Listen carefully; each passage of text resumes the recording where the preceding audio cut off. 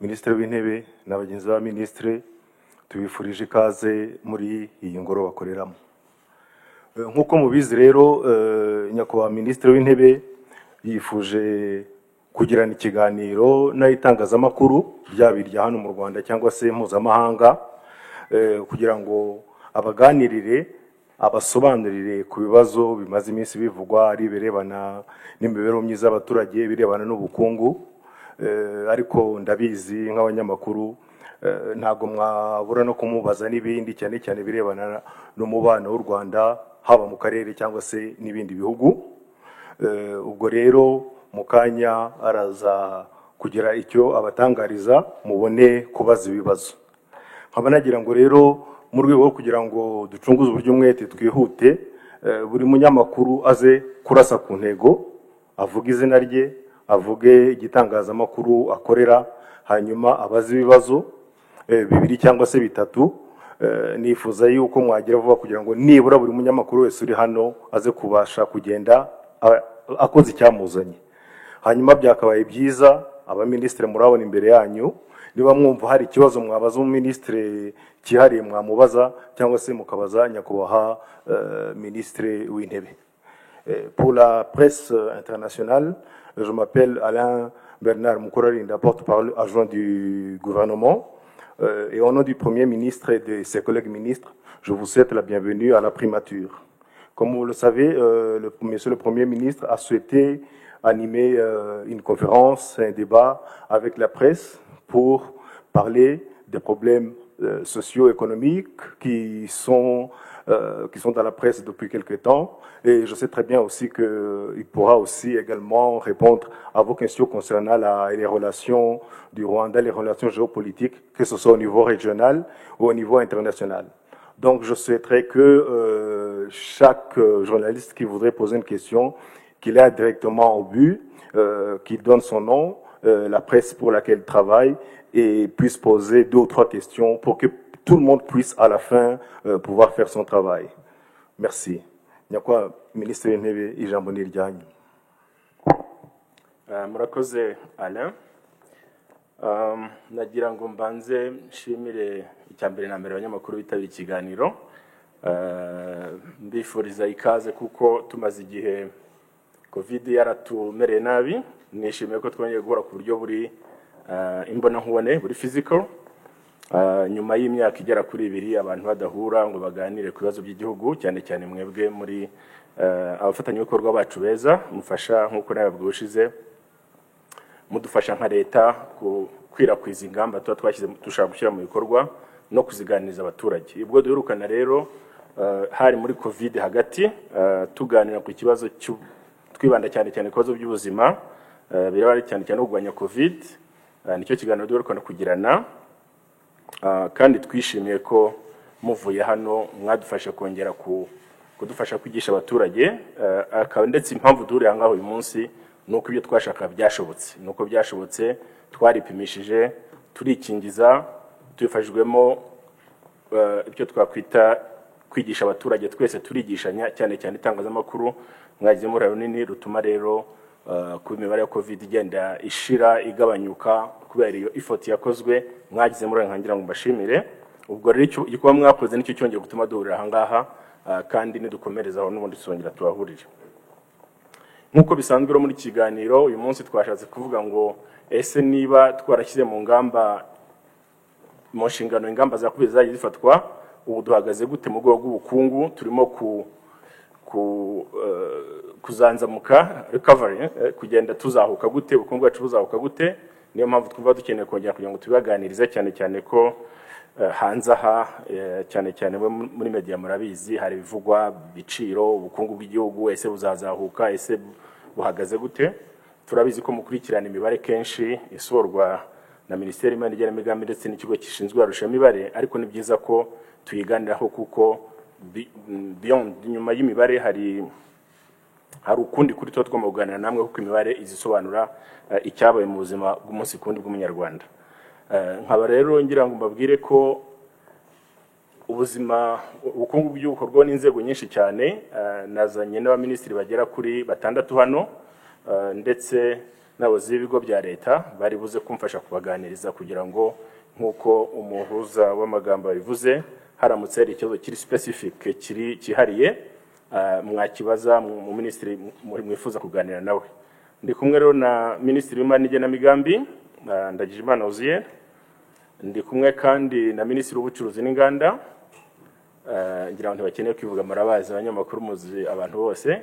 Ndi kumwe kandi na minisitiri w'inzi n'ubworozi, hakaba minisitiri w'ubutegetsi bw'igihugu local government, ndi kumwe kandi na minisitiri ushinzwe ibikorwa remezo, minisitiri w'ububanyi n'amahanga cyane cyane ushinzwe ibikorwa byo muri aka karere bya East African Community ariko n'ububanyi n'amahanga muri rusange.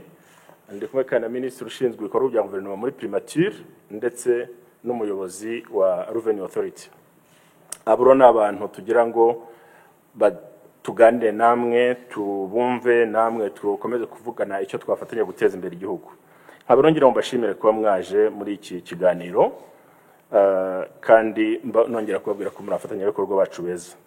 Icyo rero ndibuze kugaruka cyane hari butindeho muri aya magambo ndababwira yibanze mbere yo mfungura ikiganiro, ndababwira muri make cyane ibintu wenda musanzwe muzi ariko bijyanye no ku bukungu bwacu buhagaze ndetse ari mu karere ari nuko tubona hano mu gihugu. Muri rusange rero ingaruka z'icyorezo cya COVID murabizi murabikurikira zagize zishe ubukungu bw'isi yose, haba ari mu gutanga umusaruro, hari mu guhahirana, ubucuruzi, byose byagiye bigira ikibazo. Ndetse urebye n'imibare y'uburyo twagenda tuvuga izamuka ry'ubukungu ku isi ryagumye hasi, muzi ko ari byagiye no hasi cyane, iyo mibare mwarayibonye ndetse yagana igihe kinini cyane. Ariko ndagaruka cyane ku y'u Rwanda. Ariko mbere ko nza ku y'u Rwanda kuko turugarije ikintu cyitwa ubucuruzi, ndashaka kubabwira ko no ku isi yose, kuko u Rwanda turi igihugu kiri ku isi nyine, ibyo dukora bihora na context y'isi yose. Ku isi yose buriya ubucuruzi bw'isi bwagabanyutseho 8 hafi n'2% mu mwaka wa 2020. No kuvuga ko uko ubucuruzi bwagize iyo ngaruka mbi ya COVID, ubwo ku isi niko natwe tugiye ingaruka hano imbere mu gihugu. Nkabangira ngo rero tuvuge ubucuruzi yo twumva ko u Rwanda ntigwicuruzanya ahubwo rucuruzanya n'amahanga, niyo mpamvu umubare nguvuze wo ko bwarasubiyeho 8% muri 2020. Byumvikane ko n'ibyagiyeho tuba mu Rwanda byaturukaga aho ngaho. Iyo rongarutse ku bukungu bw'igihugu cyacu uko twari twabupanze mbere ya COVID, murabyibuka bakurikiye gahunda twita NST1 yatangajwe mu mwaka wa 2017. Twe twihaye intego yuko buri mwaka twagenda dushakira ko buri mwaka dukura ubukungu bwacu bwatera imbere, growth ya nibura y'9%. Twe twihaye 9.1%. Ndetse urebye uko twagiye dukura mu bukungu mbere yuko COVID itangira, twasaga n'ababiganaho twanabigezeho, kubera ko uvuye 2017 yego twari turi kuri 4 ariho twagizeho NST1, ariko twagiye kugera muri 2019 growth yacu izamuka ry'ubukungu ryari maze kuba 9.1%. Iyo ntego murumva ko twasaga n'abayigezeho. COVID rero hiziye mwarakurikiye, twagize nubwo tujya muri munsi ya 3.9%, munsi ya zero kubera COVID. Icyo gihe marabizi ubuzima bwarahagaze, umusaruro uhagarara, tugira ingamba nyinshi zo kurwanya COVID zatumaga abantu badashobora kongera gukora. Icyo ndibuze kugaruka hano cyane ngira ngo twese twumve n'abanyarwanda, ndetse kinasobanura ko ingamba zafatwaga zahuraga n'ibyabaga, nuko muri buze kwibonera ko imibare igaragara inzego zagiye zishobora gukomeza gukora mu gihe cya COVID zashoboye gufasha ubukungu bwacu kutagwa mu mazi cyane, kudahomba cyane. Ndabigarukaho nko ku rwego rw'ubuhinzi. Iyo rero urebye uko muri icyo gihe izo sectors zagiye zikura, ugasanga nk'ubuhinzi bwari kuri 6.1% muri 2018, twagiye kugera muri 2020 nibura bwo bugira 0.9%. Kuko mu bizi no twakoraga lockdown, ubuhinzi twaravuga ngo bwo bukomeze nibura abantu bahinge basarure. Ariko reba nk'inganda, kuko inganda zisaba movement y'abantu cyane no kujya ku kazi cyangwa services, twagize hasi ya 0.2%, munsi ya 0. Muri service tugera hasi ya 0.5%. Ibyo byumvikana ko ingamba twafataga muri COVID zisobanuye ibyo twagezeho kandi byatumye ubuzima bwacu bukomeza kubaho. Iyo urebye rero n'uburyo ari ubucuruzi byo twakuraga hanze mu gihe cya COVID, twarakomeje kugerekeza ibiva ku buhinzi, ariko cyane kujyana hanze biva ku buhinzi, na minerals zimwe na zimwe, ariko rero biva hanze akenshi twongeyemo cyane cyane ibiza gufasha ubwoko bw'ubuzima bwo kugira ngo turwanye icyorezo cya covid. Ibyo rero byarakozwe kandi no musaruro twashoboye kugenda tubona utuma tubona ubukungu bwacu n'uyu munsi bukiri ku murongo. Ngarutse rero ku rwego rw'ubuhinzi navuze rwashoboye gufasha ekonomi yacu kutagwa cyane cyane hasi. Ubuhinzi muzi ko hari investment tubukora, hari amafaranga tubishyiramo nka guverinoma, ndetse abaturage nabo bagashyiraho kabo, bahinzi borozi bagahinga bakorora nabo bashyira investment nini cyane. Ariko muzi ko hari n'ibintu bihuye na climate change, bihuye nuko ikirere kiba kimeze. Dufashe nk'uyu mwaka, ndagira ngo bize kugenda bisobanukirana turuze kugirana. Nk'uyu mwaka muzi ko twagize ibiza by'ibice bibiri. Wajya mu ntara y'Uburasirazuba muri Eastern Province habaye icyo mu Kinyarwanda bita amapfa. Izuba ryaravuye ryinshi ryumisha ibihingwa ndetse n'amatungo amwabura n'ubwatsi bwo kurya. Kandi buri ntara y'Uburasirazuba ifite ukuntu itunga u Rwanda kubijyane cyane cyane n'ibinyampeke cereals, cyane cyane ibigori ndetse n'ibishyimbo. Ibyo rero byatumye ariko sicyo cyabiteye, ariko twahise dufata imyanzuro yihuta. Abakurikiye mwarabibonye aho twavuze duti kugira ngo ubukungu butagwa hasi cyane, na ya ntara gaburiraga igihugu kubijyana na cereals nayo ikabura ikitunga n'igitunga cyayo cy'igihugu gisigaye, twashyize ikintu cya irrigation. Dufata imirimo imwe n'imwe yahinzemo ibyo bihingwa igera kuri hegitari 7,000, dushyiraho uburyo budasanzwe bwo gushyiraho irrigation. Ubwo no kushyiramo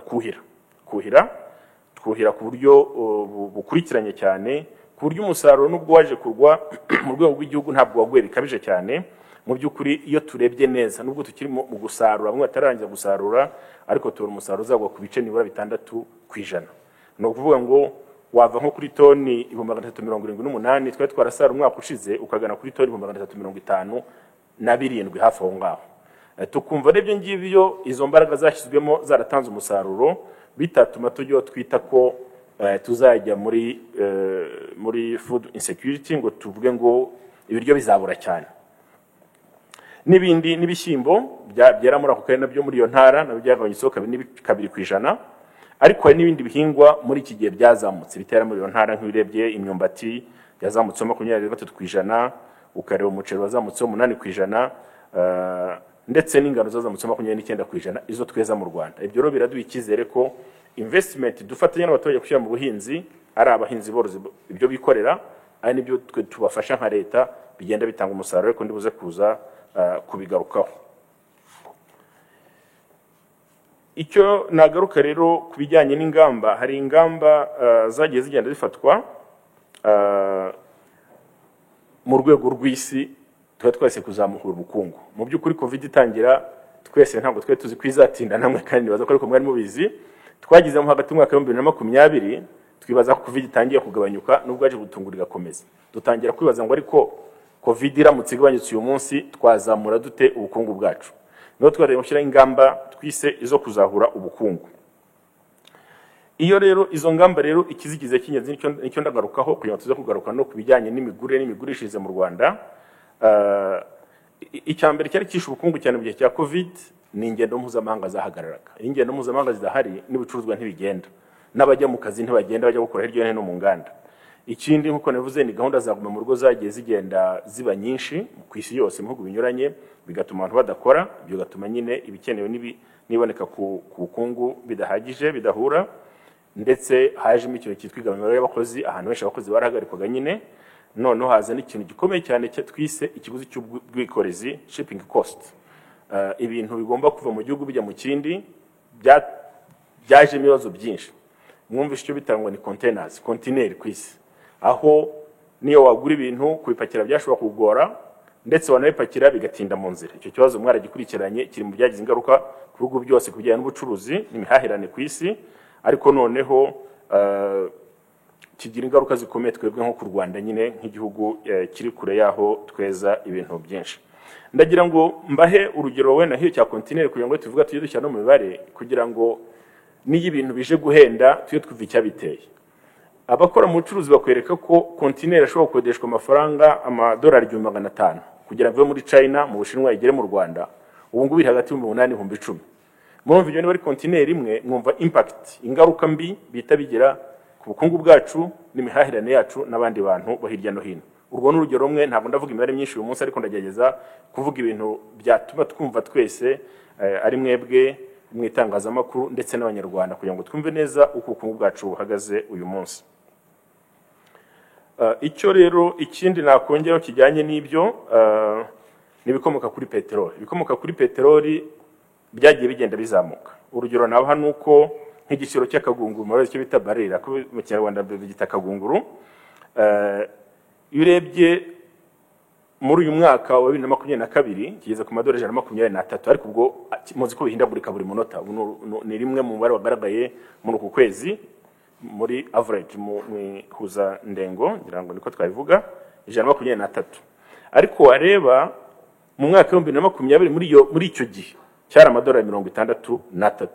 Murumva ko kikubye kabiri.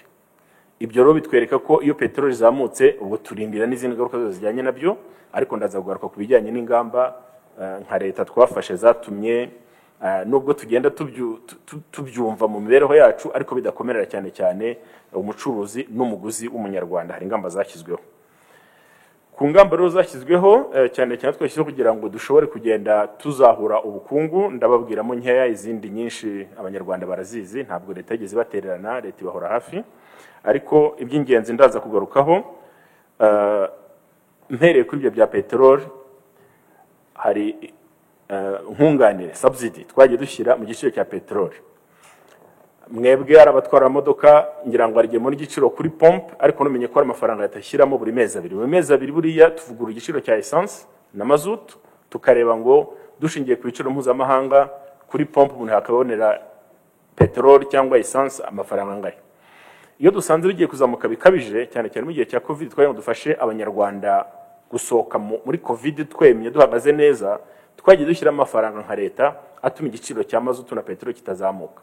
Ibyo nagira ngo byumvikane, iyo dukoze icyo ntabwo ari ukugira ngo tworeze abagenda mu modoka gusa, imodoka zimwe tugendamo abantu ku giti cyabo, ahubwo tuba tuzi ko public transport, imodoka zitwara abantu benshi, iyo mazutu izamutse, ziriya modoka zo n'amakamyo atwara ibicuruzwa bindi inyinshi zikoresha mazutu. Nuvuga ngo igiciro cya mazutu kizamutse cyane, nyiri kamyo cyangwa se nyiri bus nawe mafaranga ashyira ku giciro cy'umugenzi, cyangwa se akayishyira ku giciro cy'ibiribwa cy'ibicuruzwa. Ibyo rero tubikora kugira ngo twirinde ko iyo dushyire subsidy muri peteroli, mu by'ukuri yego n'ufite imodoka ku giti cye tuba tumufashije, ariko tuba dufasha cyane abaguzi bagura ibicuruzwa bindi, kugira ngo iyo impact ya peteroli itabagiraho ingaruka mbi.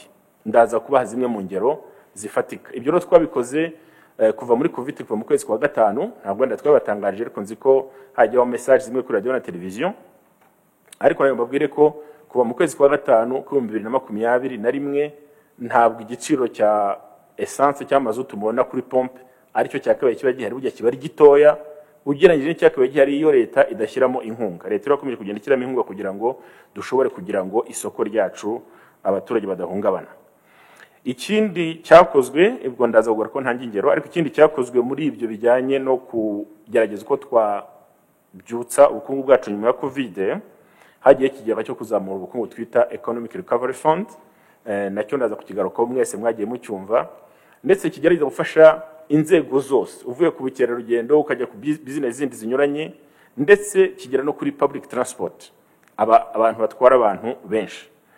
Hagiyeho kandi programu yihariye aho twavuze dutari ko nk'igihugu ntabwo dukwiye no gukomeza kwiga uburyo bwa resilience bwo kwigira cyangwa kwihagararaho, niba ariko nabyita. Covid itangiye twabonye hamwe dufite ibibazo, ibintu bimwe twumvaga bishobora kwera mu Rwanda, kusarurwa mu Rwanda, gukorwa mu Rwanda, dusanga bimwe tutarabikoraga. Dufata icyemezo cyo gushyira program idasanzwe iyo twayise ngo ni manufacture and build to recover.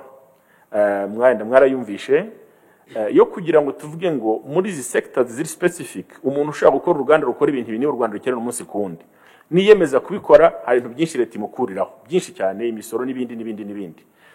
Kugeza uyu munsi nabwo ndaza kubwira uko duhagaze, ariko izo nganda zihera ku bintu dukunda kubita must have product, ibintu twumva dukeneye mu Rwanda. Umunyarwanda ntakwiye kubura icyo kurya, umunyarwanda ntakwiye kubura isabune yo gukaraba cyangwa gufura imyenda, umunyarwanda ntakwiye kubura amavuta yo guteka, umunyarwanda ntakwiye kubura ibintu nk'ibyo byibanze cyane cyane inganda zifuza kubijyamo tuziha package ituma bakora akazi neza ku buryo byihuta. Ikindi nuko tubaha igihe, ntabwo ari za nganda utangira ngo ruzamare imyaka myinshi rutaruzura, tuguha igihe kugira ngo ushobore kubenefit kubona ibyo leta yakwemereye. Hanyuma ikindi kintu cy'ingenzi rero twavuze ko ubuhinzi bwafashije ubukungu bwacu kutahungabana. Hari inkunganire yongeye mu buhinzi mu ifumbire. Muzi ko ifumbire ibiciro mpuzamahanga nabyo byagiye bizamuka cyane nk'ibyo by'ituruka kuri peteroli, ariko dusanga leta idashyizemo amafaranga umuhinzi n'umworozi wacu uyu munsi adashobora kugira imbaraga zituma iyo fumbire ayibona ngo afumbire ahinge yorore. Hari inkunganire mwumvishe twasuye mu minsi ishize nayo, aho leta yashyize amafaranga mu biciro by'amafumbire anyuranye kugira ngo abahinzi bacu bashobore kubona ifumbire ku giciro gitoya. Nabyo ndaza kubigarukaho gatoya. Hanyuma rero ndaza no kuvuga gato ku bijyanye n'ibizamuka ry'ibiciro by'ibintu bimwe na bimwe, ndetse tuvuga n'uburyo tugomba kwirinda ikintu cya speculation ishingiye rimwe na rimwe ku makuru atariyo, ariko iyo bigiye hanze bigira ingaruka mbi ku buzima bw'abaturage. Ngiye rero nko ku giciro, ngira ngo nabwiye ko mbaho urugero, ingero zimwe zihuta ko ntabwo nshaka kwenda ari njye utinda mbabwira namaragira ngo dufungure ikiganiro mazibazo wa minisitiri turi kumwe dushobora kuganira twumve namwe icyo mutekereza, ariko ndabaha nk'ingero zimwe.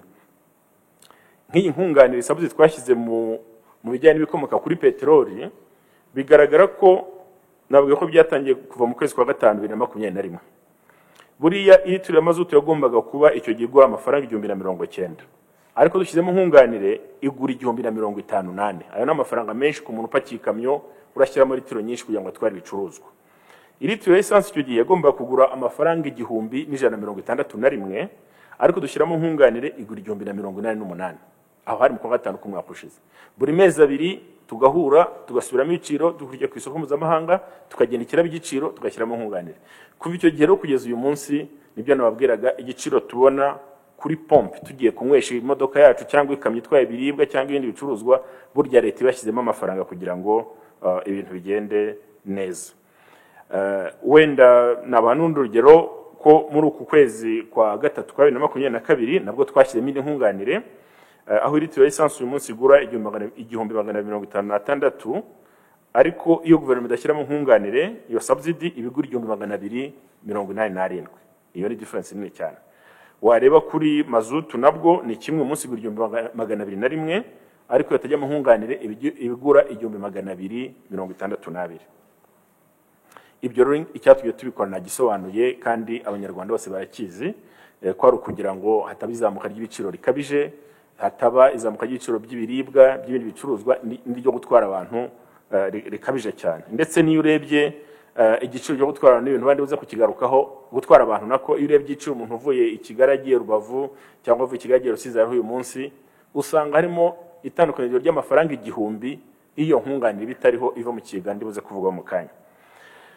Ngarutse rero ku ibyo ngibyo ku kigega kijyanye no kuzahura ubukungu, Economic Recovery Fund, inababwiyeho muri makeya mbabwira uko cyagiye gifasha. Nk'iyo urebye nko mu bwo gutwara abantu n'ibintu, usanga ko ikigega cyafashije cyane. Urugero rumwe ndi butange kugira ngo n'abanyarwanda batwumve neza, nuko igiciro cyo kuva uvuye Nyabugogo ujya Rubavu, iyo Economic Recovery Fund ashyira amafaranga, ubu ni ibihumbi n'amafaranga 40. Kiba cyakabaye kiri 1,000 n'amafaranga 40, ariko uyu munsi ni mu 3,300. Mumva ko amafaranga arenga 1,000 twunganira ni nka leta yarihira umuturage ufasha ubwo rugendo. Wareba n'uvuye Kigali agiye Huye ni kimwe n'uvuye Kigali agiye Rusizi n'ahandi hose. Nuvuga ngo buri rugendo umunyarwanda wese afasha kinjira muri bus, buri hari amafaranga leta iba yamurihiye muri iyo tike ye. Icyo ndagira ngo rwose cyumvikane ku buryo bugaragara.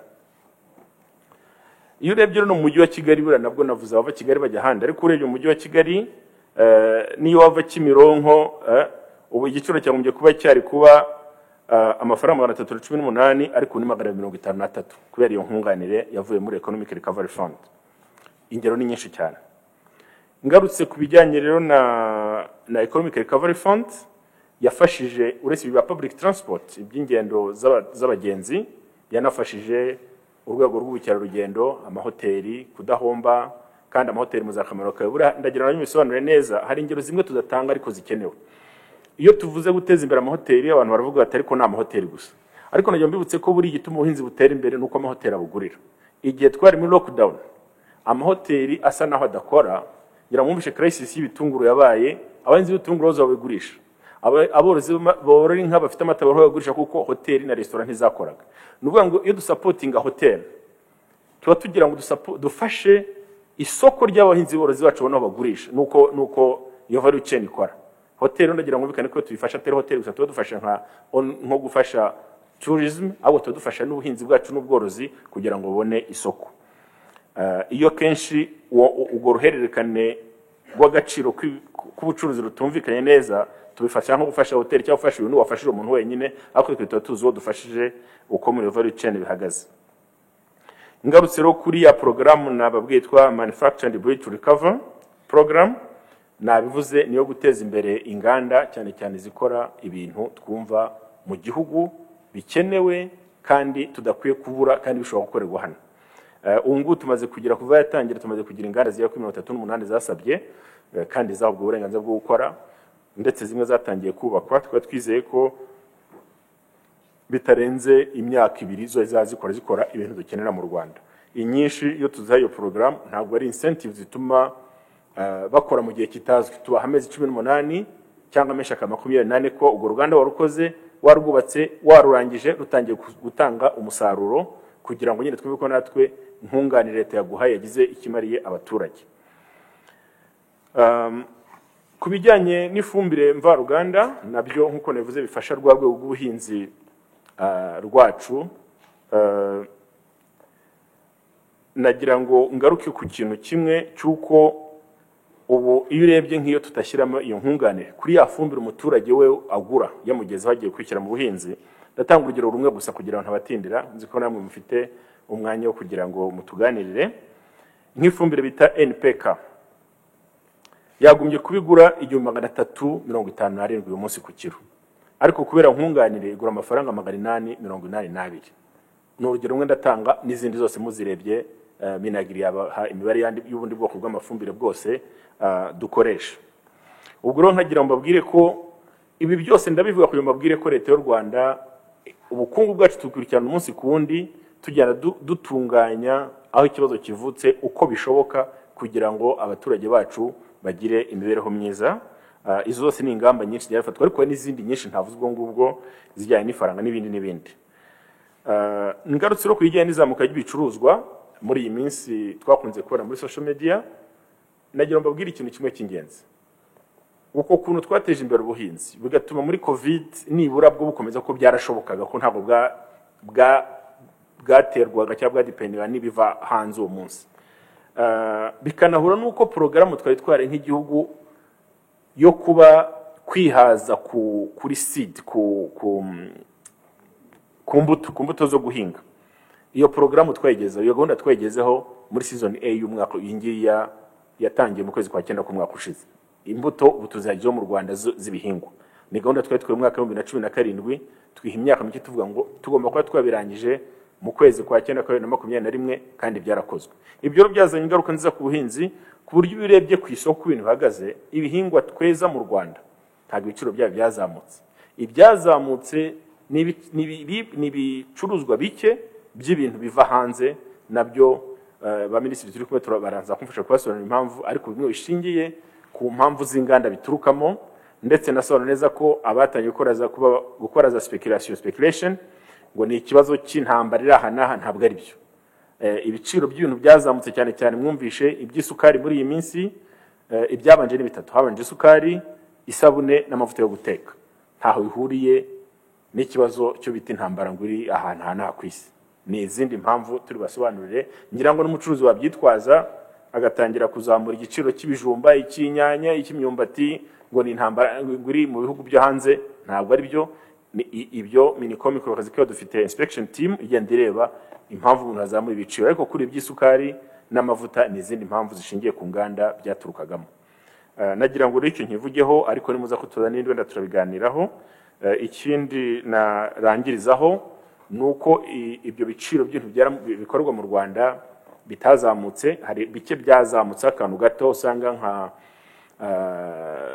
nk'ikiro cy'akawunga cyazamutse akantu gato, ariko atari amafaranga menshi, n'ikibirayi cyazamutse amafaranga make cyane muri iyi minsi, ariko byo bishingiye kuba n'ubundi ari season, uko ihingwa ry'ibirayi rimera n'iza fluctuations zisanzwe mu kwezi kwa gatatu, ntabwo ari umusaruro w'ibirayi, ntahoro bihuriye n'ikindi kintu icyo ari cyo cyose. Nuvuga ngo ndagira ngo nonyeshimangire ko izamuka ry'ibiciro bimwe na bimwe ku biribwa byera mu Rwanda ariho uyu munsi bimwe byashingiye kuri speculation cyangwa kuba atari season y'umusaruro uyu munsi.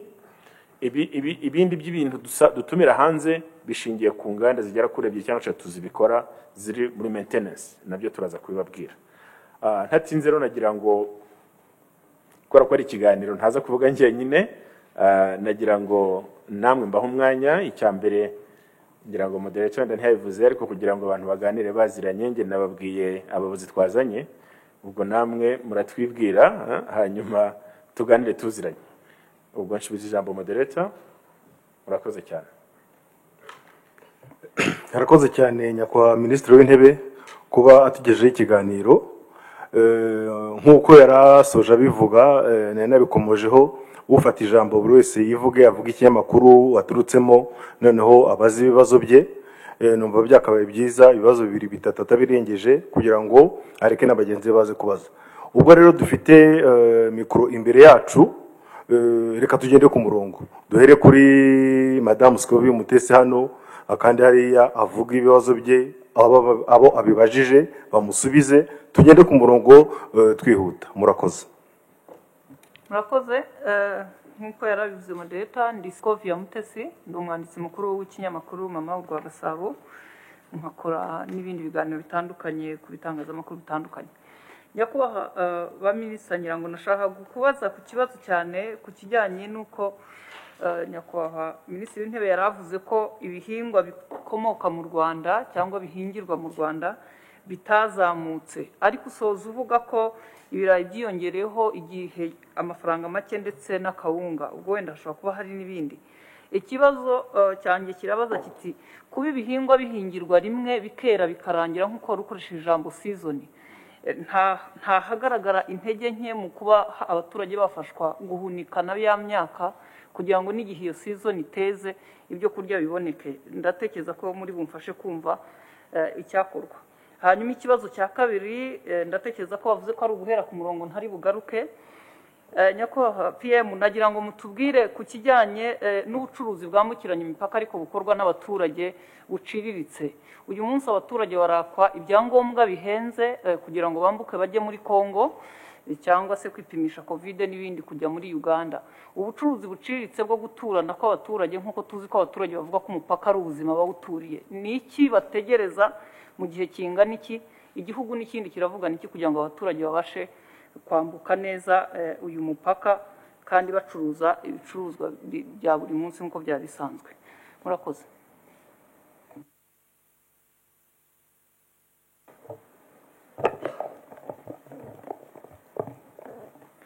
Murakoze nyakubahwa Minisitiri w'Intebe, nitwa Divin Wayo, nkorera RBA. Ikibazo cyanjye cya mbere ndifuza kugaruka ku kigega nzahurabukungu, Economic Recovery Fund. Hashize igihe iki kigega kigiyeho, leta igishyizeho, ariko nk'uko mwanabikomojeho ni ikigega cyagiyeho mu by'ukuri ubona hari sector cyangwa se inzego z'ubukungu runaka cyifuza gufasha cyane kurusha izindi, bijyanye n'igihe cyari cyagiriyeho. Wabonaga ko ari mu gihe ubukungu butari bwagafungutse kubera ikibazo cya COVID-19, ariko bigaragara ko aho ibintu bigeze ubu ngubu inzego hafi ya zose z'ubukungu zimaze gufunguka, kandi izagizweho ingaruka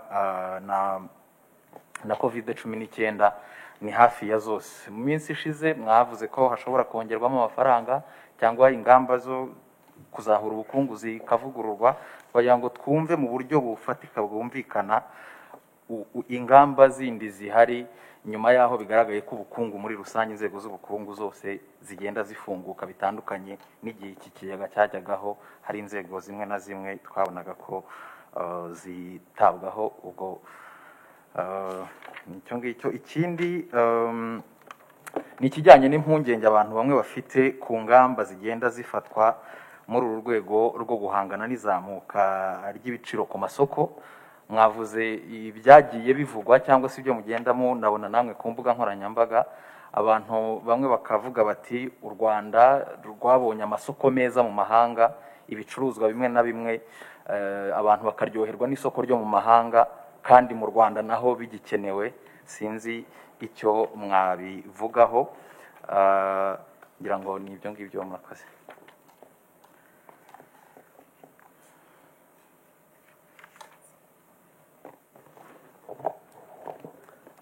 Murakoze nyakubahwa Minisitiri w'Intebe. Nitwa Sumuta Kaboyi, nkorera radiyo Ijwi ry'Amerika.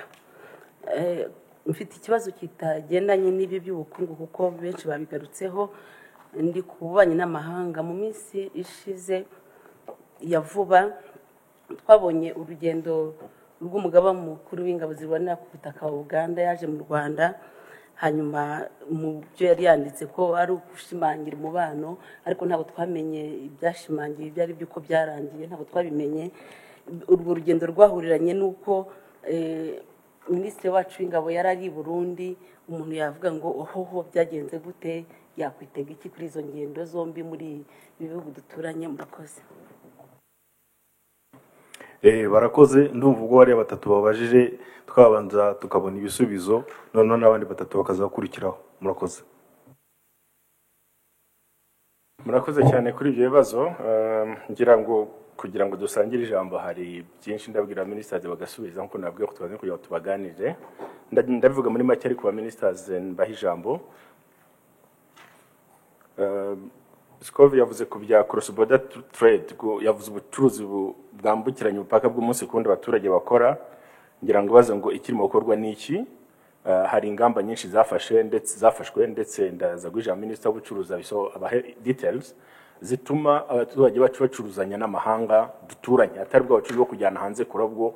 Ndavuga wa mucuruzi wambuka umupaka mu gitondo saa 9 agarusubiraho saa 8. Hari ingamba zihari ndetse na za proposals zimwe zaje zitanguvuga ngo umuturage wambutse akeneye iki, akeneye passport cyakeneye akantu kamwe bita jeton cyangwa iki. Murabizi Minisitiri w'ubucuruzi arabigaruka babwiye na borders na border post zimwe na zimwe, ufashe Rusizi, ufashe Goma, ufashe hehe, aho tugenda twohereza abaturage bacu kwambuka ndetse na za Karongi. Ariko ingamba zarafashwe, ntabwo ari ikintu twibagiwe. Yavuze ikindi kintu nakunze cyane ise guhunika. Nibyo guhunika ni bimwe twita post service management, harimo nyine no guhunika n'uburyo umuturage asarura agahunika akazagurisha. Buriya hari imibare ikomeye cyane tugira muri Afrika yerekana ko umusaruro wacu muri Afrika iyo dusara mu buhinzi duhomba ibyenda kugera kuri 40% ibyo tuba twasaruye. Mu by'ukuri turasarura bikangirika. Twero nka leta y'u Rwanda twashyima imbaraga mu kintu cyitwa iyo process twita post service management, harimo guhunika n'ibijyanye nabyo byose kwiza umuturage agurishije.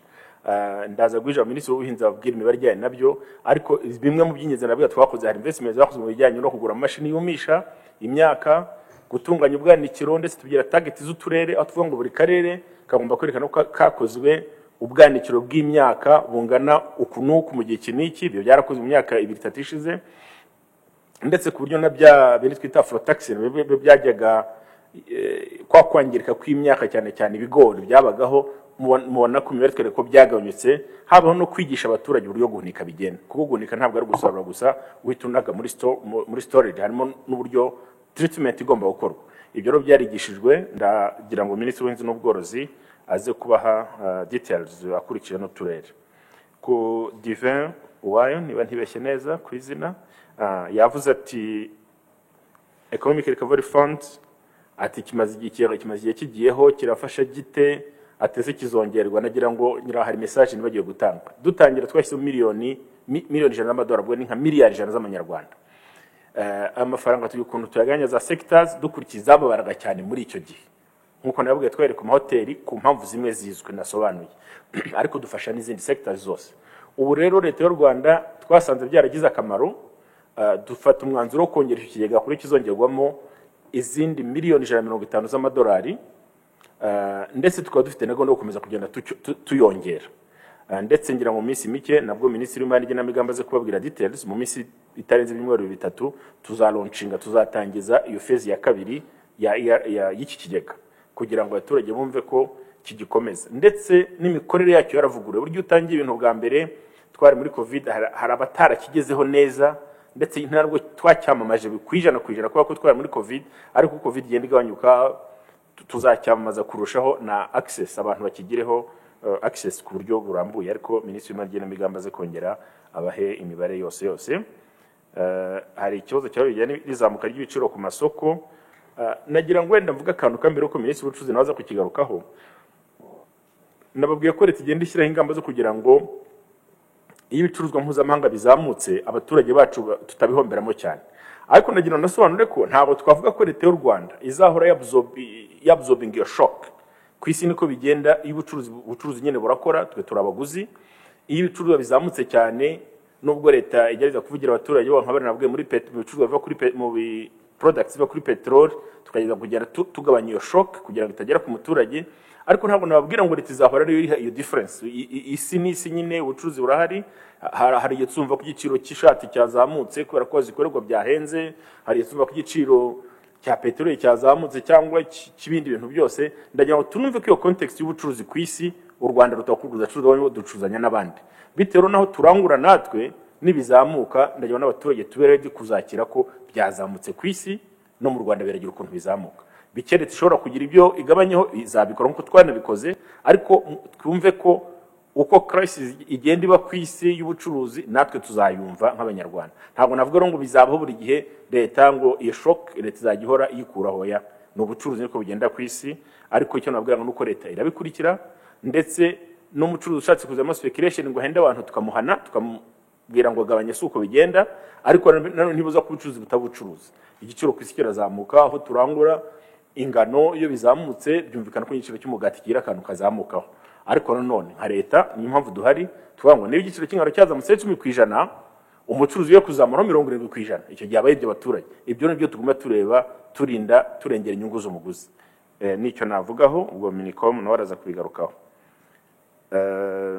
Assumpta Kaboyi we yavuze ati ntabwo ndajya mu by'ubukungu, ariko ndabaza ku bijyanye n'urugendo rwazanye umwe mu bagabo w'ingabo za Uganda, ati ndetse urugendo rwa Minisitiri w'Ingabo mu Burundi. Njye ahubwo numvaga bisobanutse kubera ko mukurikira amakuru. Tumaze igihe inama ya Minisitiri, ibyemezo by'inama ya Minisitiri ushize mwarabikurikiye, twavuze ko imipaka wacu na Uganda, imipaka yose nako ifunguye. Twabanje kuvuga ko umupaka wa Uganda ufunguye mbere, aho wa Gatuna, not Uganda, wa Gatuna wabanje gufungurwa. Muzi ko ejo bundi mu byemezo by'inama ya Minisitiri twemeje ko imipaka yose ifunguye.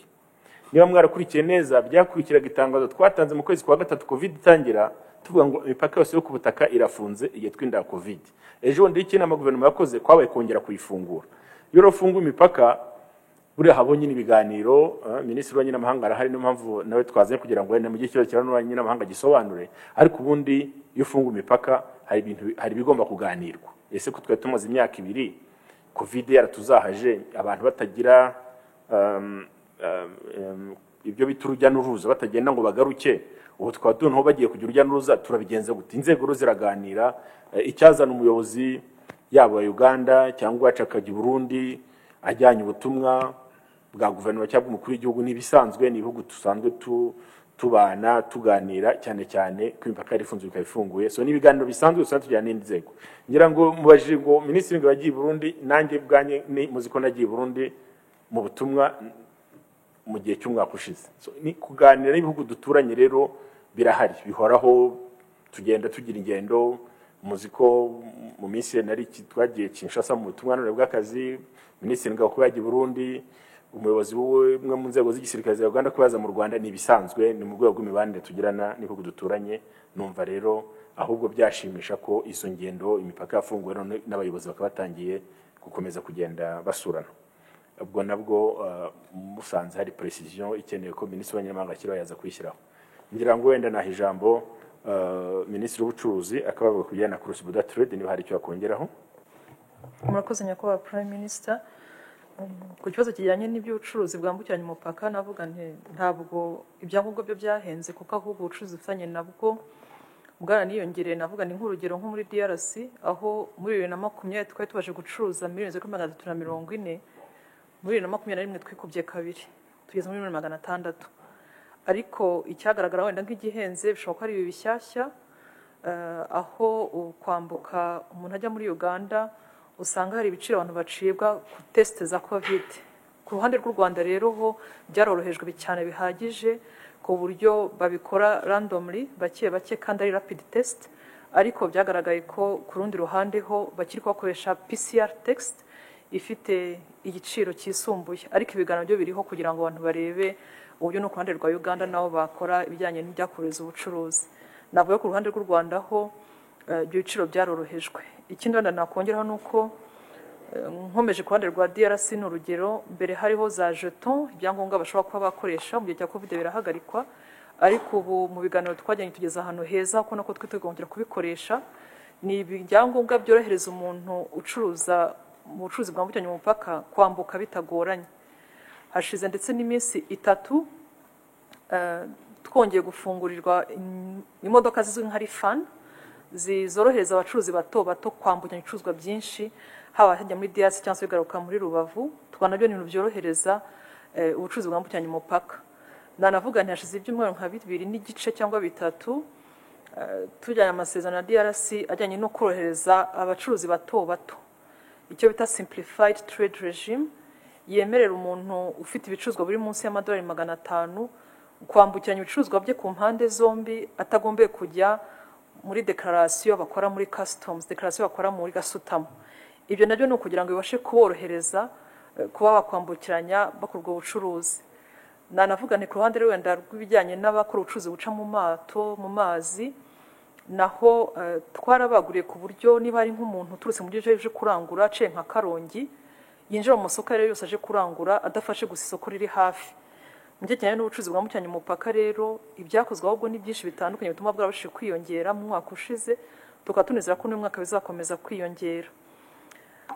Ku bijyanye n'ibitandukanye byakongera mu bukungu byakorwa, navuga nti igihe hafunguwe nk'uko nyakubahwa Prime Minister yarabivuze imipaka yo ku butaka hakavanwaho na curfew, no kugira ngo wari ufite supermarket yakoraga amasaha agafunga asubire gukora nka kera amasaha 28.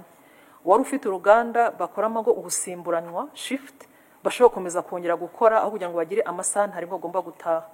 Wari ufite ibicuruzwa arangura abivana Ingoma abijyana Rusizi azikorera amasaha mugeraho ntabashe kuba yabikora, uno ntabashe gukora ndetse akora na tour ebyiri.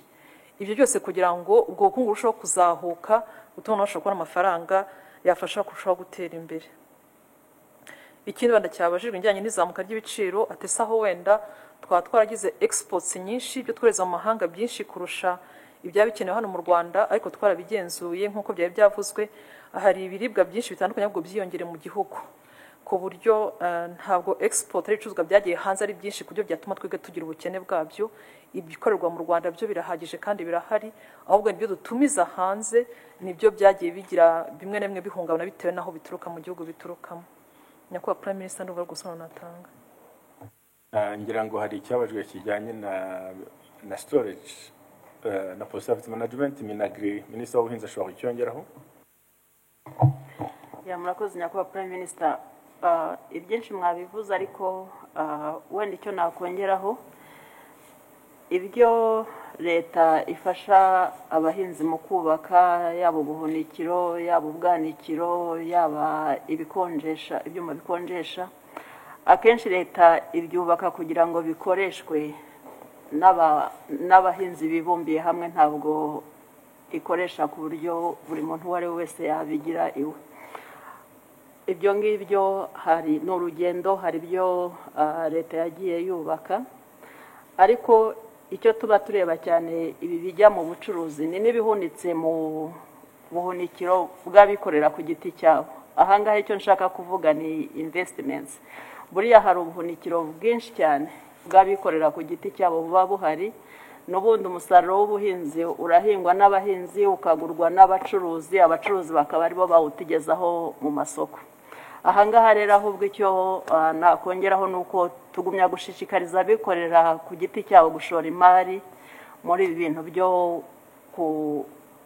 kongerera agaciro umusaruro. Ngira ngo babivuze n'aya mafaranga bahari leta iba yagiye ishaka, biba bisaba yuko ababonamo business opportunity, ababonamo amahirwe yo gushora imari bagenda bakoresha aya mafaranga, noneho ubu bwanikiro cyangwa ubuhunikiro cyangwa ibindi bikagenda biba byinshi mu gihugu kugira ngo bigabanye umusaruro wagenda utakara.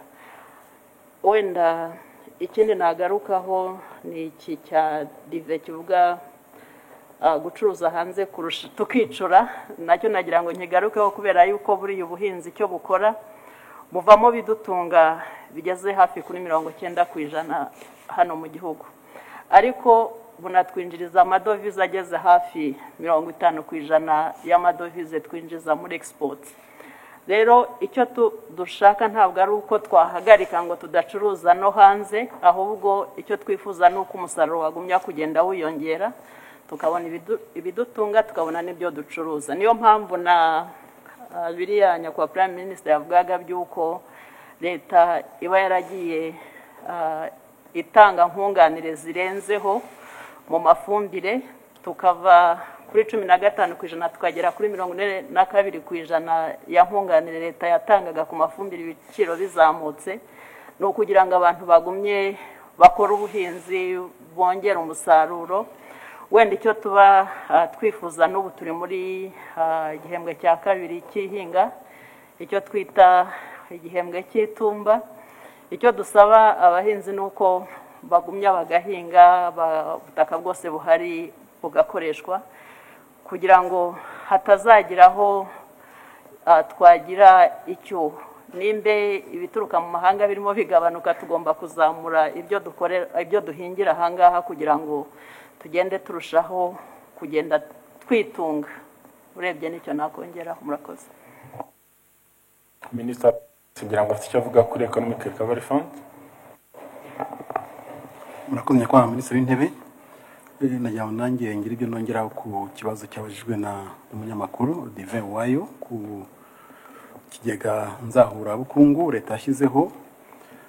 Ikigega ni kimwe mu ngamba leta yafashe zo guhangana n'ingaruka za COVID-19, haba mu mibereho myiza y'abaturage, haba mu buzima ndetse n'ubukungu.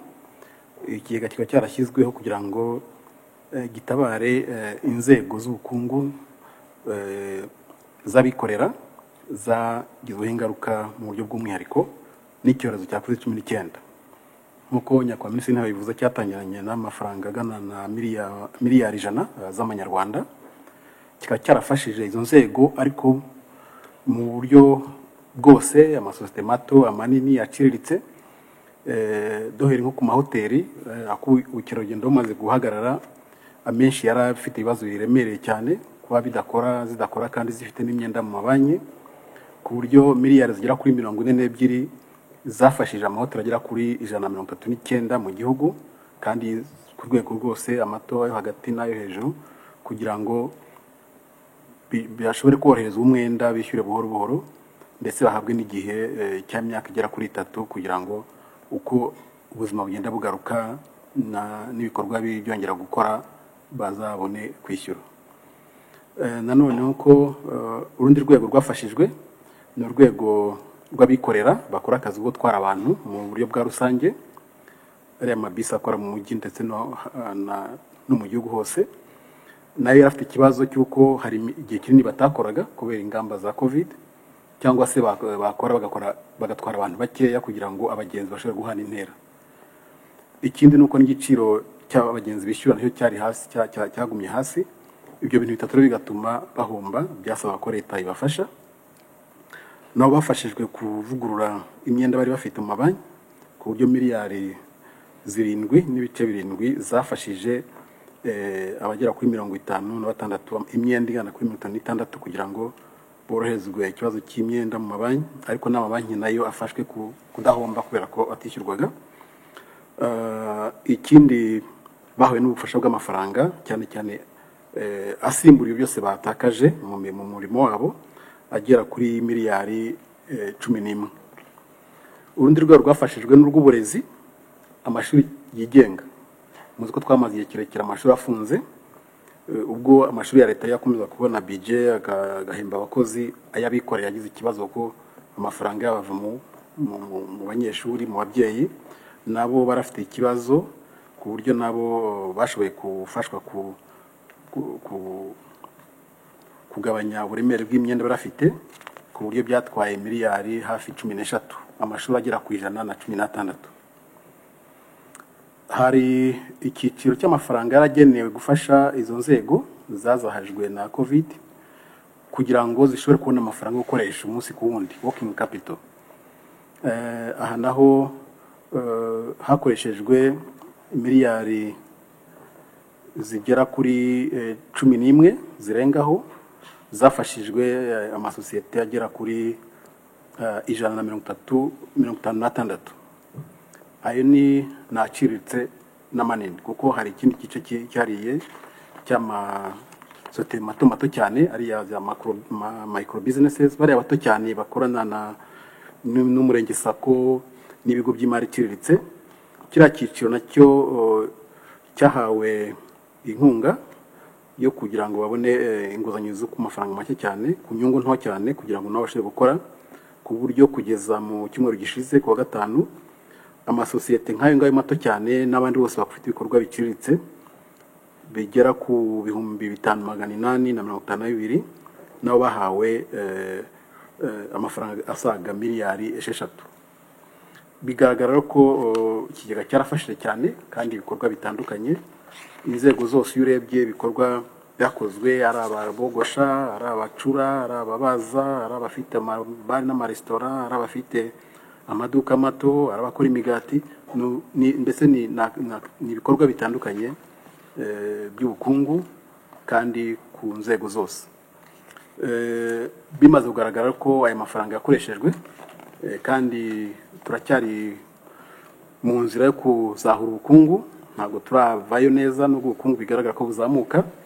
Nanone leta yafashije icyemezo cy'uko aya mafaranga yakongerwa, dushaka andi mafaranga y'inguzanyo twongeramo, ariko n'ibikorwa turabyagura kurushaho, ku buryo hejuru ibyafashwaga maze kuvuga mu kanya, ibyo byahawe izindi miliyari 100 zo kuzafasha ibyo twafashaga uyu munsi bikomeza, hiyongeraho n'izindi miliyari 150 zifasha ku bashoramari bagiye mu bintu bishyashya kugira ngo bishobore gushyigikira ubukungu, cyangwa se kwagura ibyari bisanzweho nk'uruganda rushaka kongera ibyo rwakoraga, cyangwa se uruganda rushya rwavuka n'irindi shoramari mu buryo butandukanye, ku buryo ikigega kigiye kuva kuri miliyari 100 kikagera kuri miliyari 350, inshuro zisaga 3.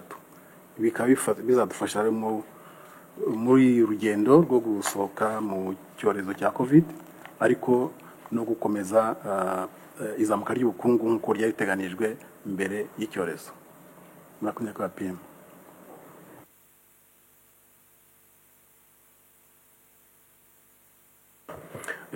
Barakoze kuduha ibyo bisubizo.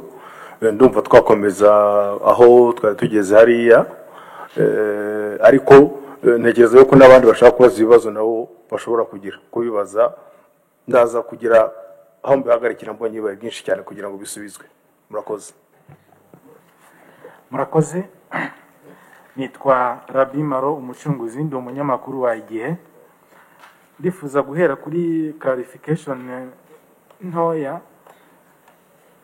Iya mbere, nyakubahwa Prime Minister yakomoje ku ruzinduko rwa Lieutenant General Muhoozi mu Rwanda. Aza yavuze ko rushingiye ahanini ku cyo yise outstanding issues zari zikiri mu mubano w'ibihugu byombi. Nyuma y'uru ruzinduko twavuga ko nka advisory yatanzwe isaba abanyarwanda kutajya muri Uganda igihe cyaba kigeze ngo ikurweho. Ku kindi Minisitiri w'ibikorwa remezo yatubwira niba turebye kugiye nkunganire yatangiye gutangwa nko muri kugira ngo ibiciro by'ingendo bitazamuka, wenda nka guverinoma iyo murebye ni nk'amafaranga ngamaze gushyirwa muri iki gikorwa. Hari n'ibijyanye n'ibiciro by'isukari n'amavuta n'amasabune. Ndifuza kubaza nyakubahwa Minisitiri w'ubucuruzi kuba wenda harimo ikibazo gishingiye ku aho bituruka uyu munsi, twavuga ko hari nk'ingamba zo kugira ngo bibe byava n'ahandi, niba biboneka ko mu bice bimwe harimo ibibazo ariko ku isoko bikaboneka ndetse n'ikiguzi cyabyo ntikikomeze kuzamuka nk'uko bisanzwe, ubwo mwatubwira niba hari ingamba zihari. Ikibazo cya nyuma ni update ku bijyanye na Rwanda. Hashize igihe tumvishe ko hari amasezerano yasinywe na Qatar Airways yagombaga gutuma Qatar igira 49% muri Rwanda. Kugeza uyu munsi ntabwo turamenye niba amasezerano yaremejwe burundu agatangira gushyirwa mu bikorwa cyangwa se niba hari ibikirebwaho bituma ataratangira gukurikizwa. Mukamwabihuza n'umushinga w'ikibuga cy'indege cya Bugesera, uyu munsi ugeze hehe bijyanye na master plan nshya yagombaga gukorwa? Murakoze.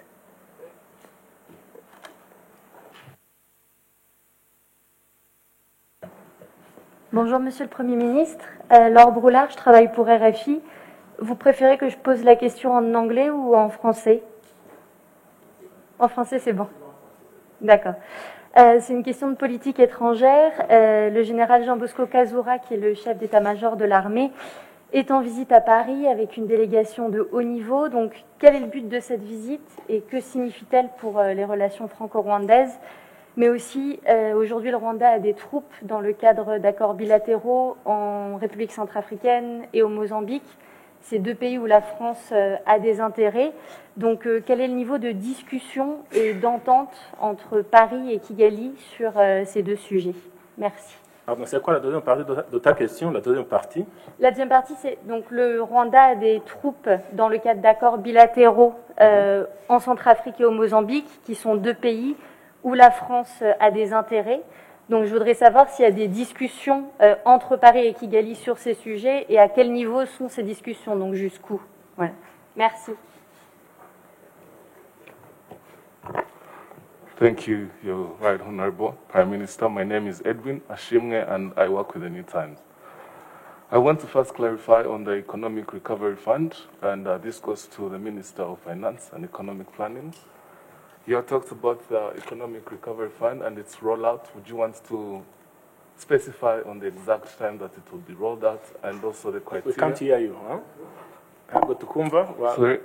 Yes.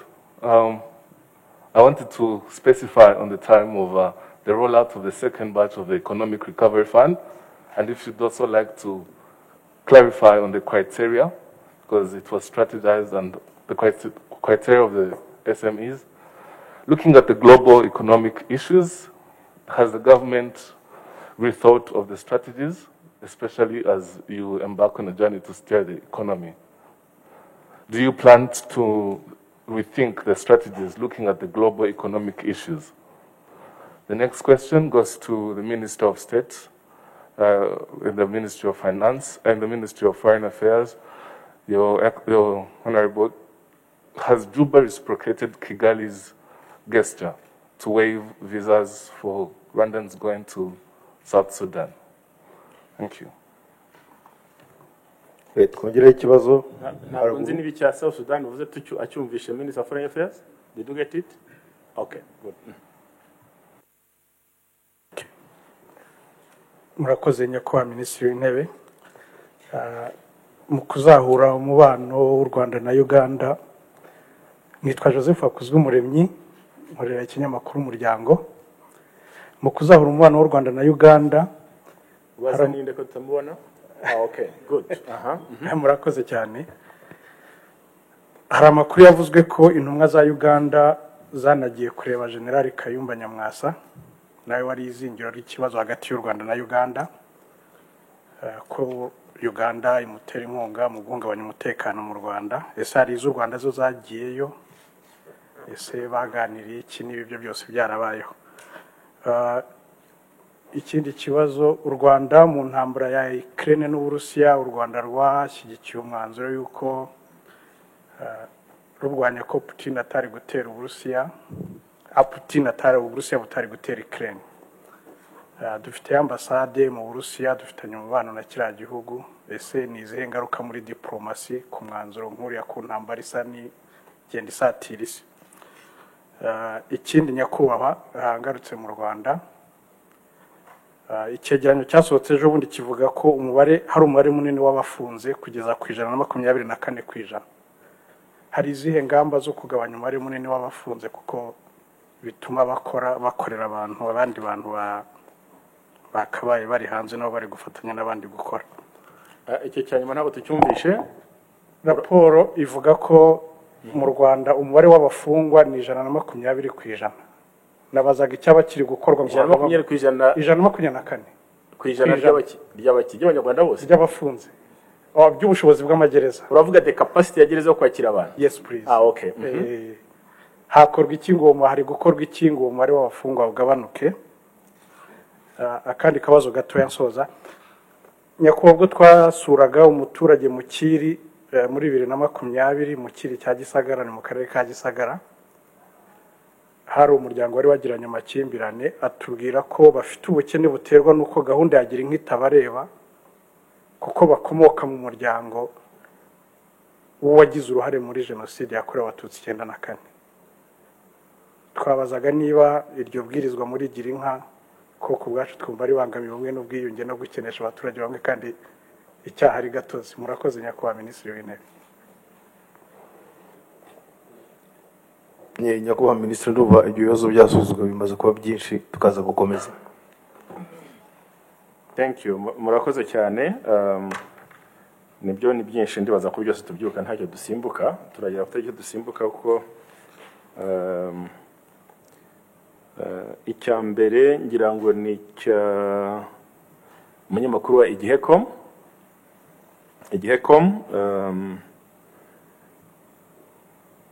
ibyinshi yabaje ba ministers, ndabona minister w'abanyamahanga asohotse gato ari buguhe details, ariko uravuga uti ariko reka nkihubwire muri bake ngira ngo icya mbere in principle uravuga uti ese kuba urugendo rw'umujyanama perezida wa Uganda yaje mu Rwanda bigiye gukuraho ya advisory w'abanyarwanda kujya muri Uganda. Ndagira ngo twumve ko abanyamahanga ari process, ni process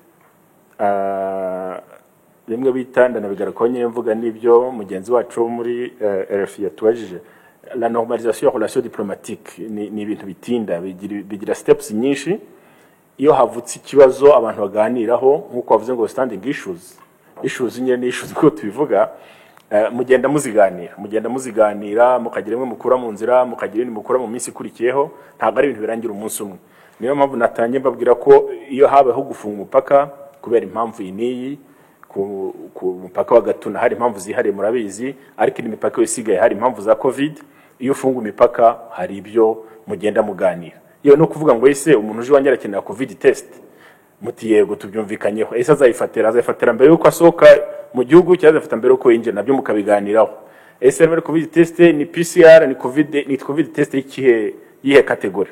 Nuvuga ngo imubano uri diplomatique uzamo ibintu byinshi cyane, na advisor yatanzwe kubuza abantu kuba bajya mu gihugu iki n'iki igira igiye kurirwaho, ariko ntabwo byose urugendo rumwe ruyikuraho. Kandi ikindi nagira ngo nibutse, ntabwo ari ubwa mbere aje, yaraje ubushize hari ibyakozwe binakomeza kugenda kuko ibihugu byacu bikomeza kuganira n'abaturanyi, n'ubaragarutse natwe kandi umwe zacu zishobora kujyaho anytime nkuko nababwiye. Uyu mubano ufunguye hagati y'ibihugu bibiri abantu babyita imigenderanire. Imigenderanire nuko umwe aza undi akagenda bitewe n'icyo babiganira uwo munsi, bigenda byufungura kugira ngo abaturage babane neza. Ndagira ngo Minisitiri w'Abanyamahanga aze kongeraho ibyo mwabazaga icyo cy'umunyamakuru Igihecom. Ibindi wabajije bya kijyanye na Minefura wabaza uti yamaze kujya amafaranga muri Economic Recovery Fund yashyize nka subsidy muri transport. Minefura arayababwira ku bijyanye n'isukari. Ndaha ijambo Minisitiri w'Ubucuruzi ayigaruke anasobanure neza kiriya kibazo cy'isukari. Ndagira ngo tuze kucyumva neza ko dukeneye ko Abanyarwanda bacyumva, batagumaza kuba abantu baspeculatinga kuri kiriya kintu. Ndagira ikibazo cy'isukari Minisitiri w'Ubucuruzi agisobanure neza aho twaranguraga, impamvu zabyo, ndetse dufite na alternative solution aho turimo gutekereza kugira ngo bitazatinda, ko tubwirwa ko izo nganda zirimo gusanwa zishobora kuzagira mu mpera z'ukwezi kwa gatanu, ariko hagati turimo gutekereza n'ahandi twarangura isukari. Ndagira ikibazo cy'isukari rwose Abanyarwanda bumve ko tuzi ko isukari ijya mu bintu byinshi, tuyikenera mu bintu byinshi n'Abanyarwanda bayikeneye, so tugikoraho umunsi kundi kandi inzego zishinzwe zigikoraho, ariko Minisitiri w'Ubucuruzi agisubizeho. Kuri update kuri Rwanda yo ni agreement, iyo habaye amasezerano y'imikoranire nabyo ni nka bya relation diplomatique. Ntabwo ngo umubare n'itariki mubwire cyakozwe umunsi cyangwa ejo, ariko nayo mabwire ko amasezerano hagati y'u Rwanda na Qatar ko mwumvishe arahari, azanashyirwa mu bikorwa, ariko ntabwo nahita ngo umunsi ngo deadline iyi umwe azakurikije undi akurikije ejo bundi ariko mwumvise nibyo aracyari on aracyari azashyirwa mu bikorwa uko yaganiriwe.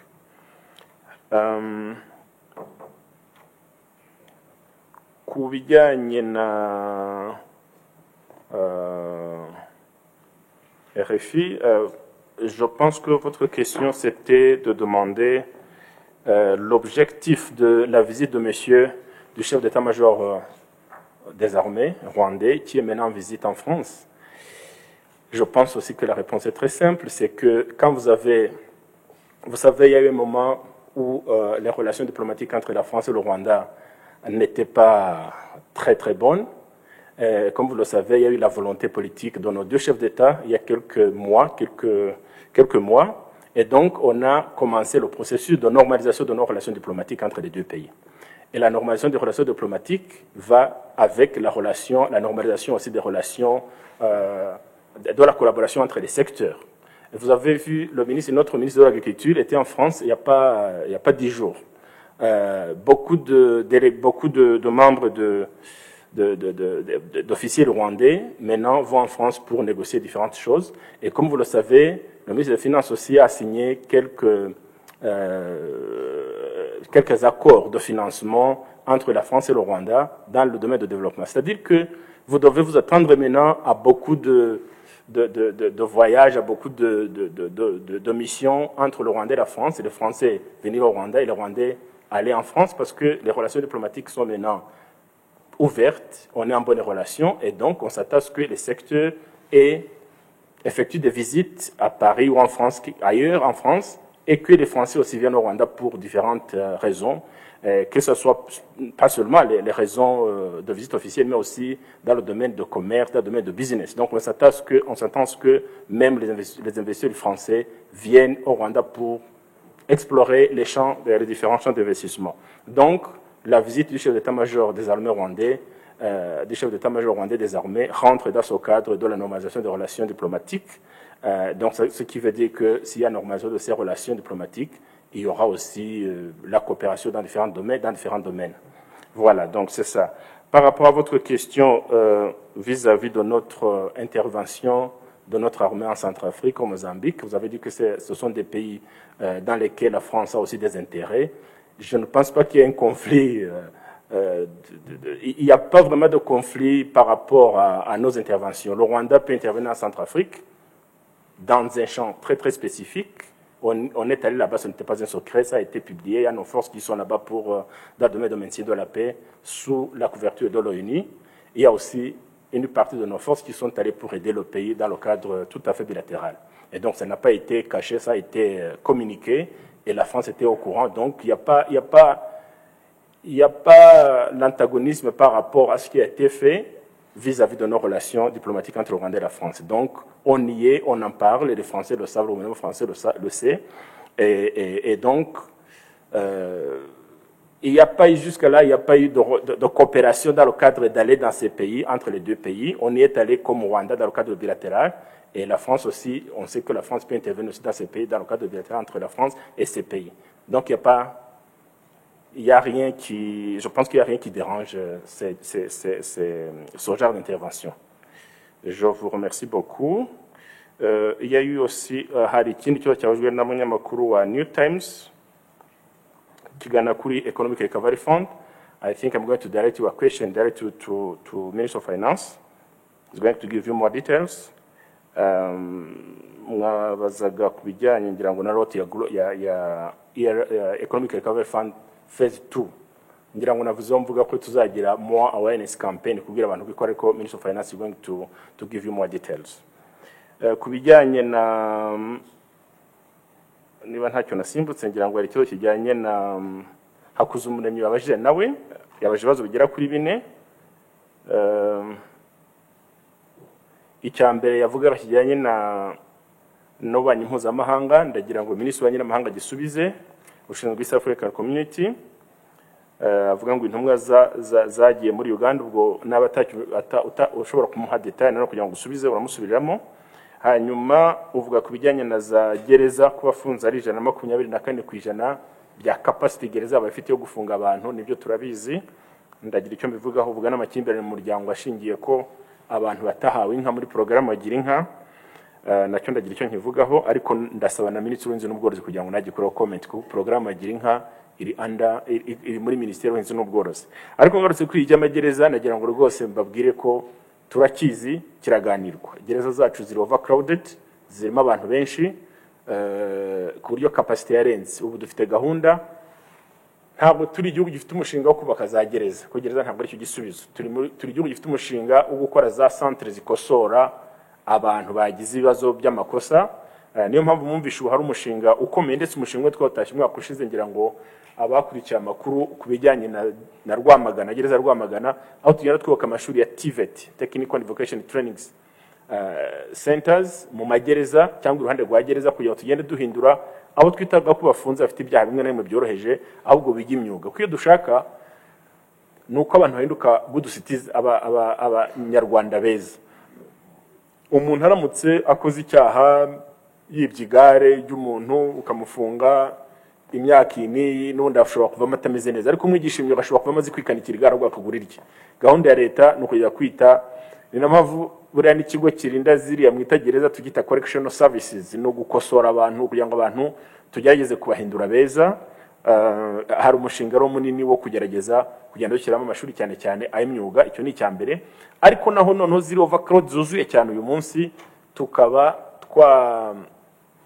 twagerageza kubabonera gatoya kongera kuhasukura kuhongera kugira ngo abantu bashobore kuryama neza ndetse n'umushinga wo kugenda dushyiramo n'ibikorwa remezo wo kubakamo niba hari poste de santé idakora muri gereza tukayitunganya aho abantu baryama aho barira ariko umushinga ntubuza ko noneho kugira ngo dushyiremo amashuri y'imyuga nawo ukomeze n'imishinga ibiryaniranye icyo kibazo rwose njyamubwira ko tukizi kandi twumva nka leta dukeneye ko ibyo bitunganywa ku bijyanye n'ibyo mwese porogaramu yagira inka ngira ngo wavuga ngo gahunda y'u Rwanda yuko ntabwo n'ubushineza bavuze ko muri Gisagara babwiye ko uwafungiye jenoside ava muri porogaramu yagira inka nicyo babazaga nyakubahwa amabwiriza avuga ko umuturage wo mu muryango uwo hamwe n'ibyaha bya jenoside yakorewe abatutsi mu 1994 atemerewe muri gahunda yagira inka no kuvuga bo nta nka babaha muri la programme president yemereye abaturage nagira ngo mvuge ko iyo gahunda atari ya leta ntabwo amabwiriza ntabwo era guverinoma sinzi aho yavuye guverinoma y'u Rwanda ntabwo ivangura abantu ntabwo yigeze ivuga ngo uzahabwa gira inka utazayihabwa kriteria nyine n'umuntu udafite inka upfa kuri umunyarwanda utuye mu Rwanda ntabwo amabwiriza ndumva guverinoma yigeze yatanga rwose ariko minisitiri w'ubuhinzi n'ubworozi ushinzwe iyo porogaramu arababwira ibigenderwaho kugira ngo umuntu ahabwe inka ariko icyo navuga cya mbere ntabwo amabwiriza leta yatanze yo kuvuga ngo bamwe bazihabwa abandi batazihabwa turi guverinoma ireberera abanyarwanda bose bari mu gihugu minisitiri w'ubuhinzi ubwaze gusubira asobanure ibyo tugenda dutanga inka ni ibintu bizwi biri simple aze kuduha details ntatinze rero nagira ngo mpijambo minisitiri w'ububanyi n'amahanga avuge ku kibazo akuzumenya yabajije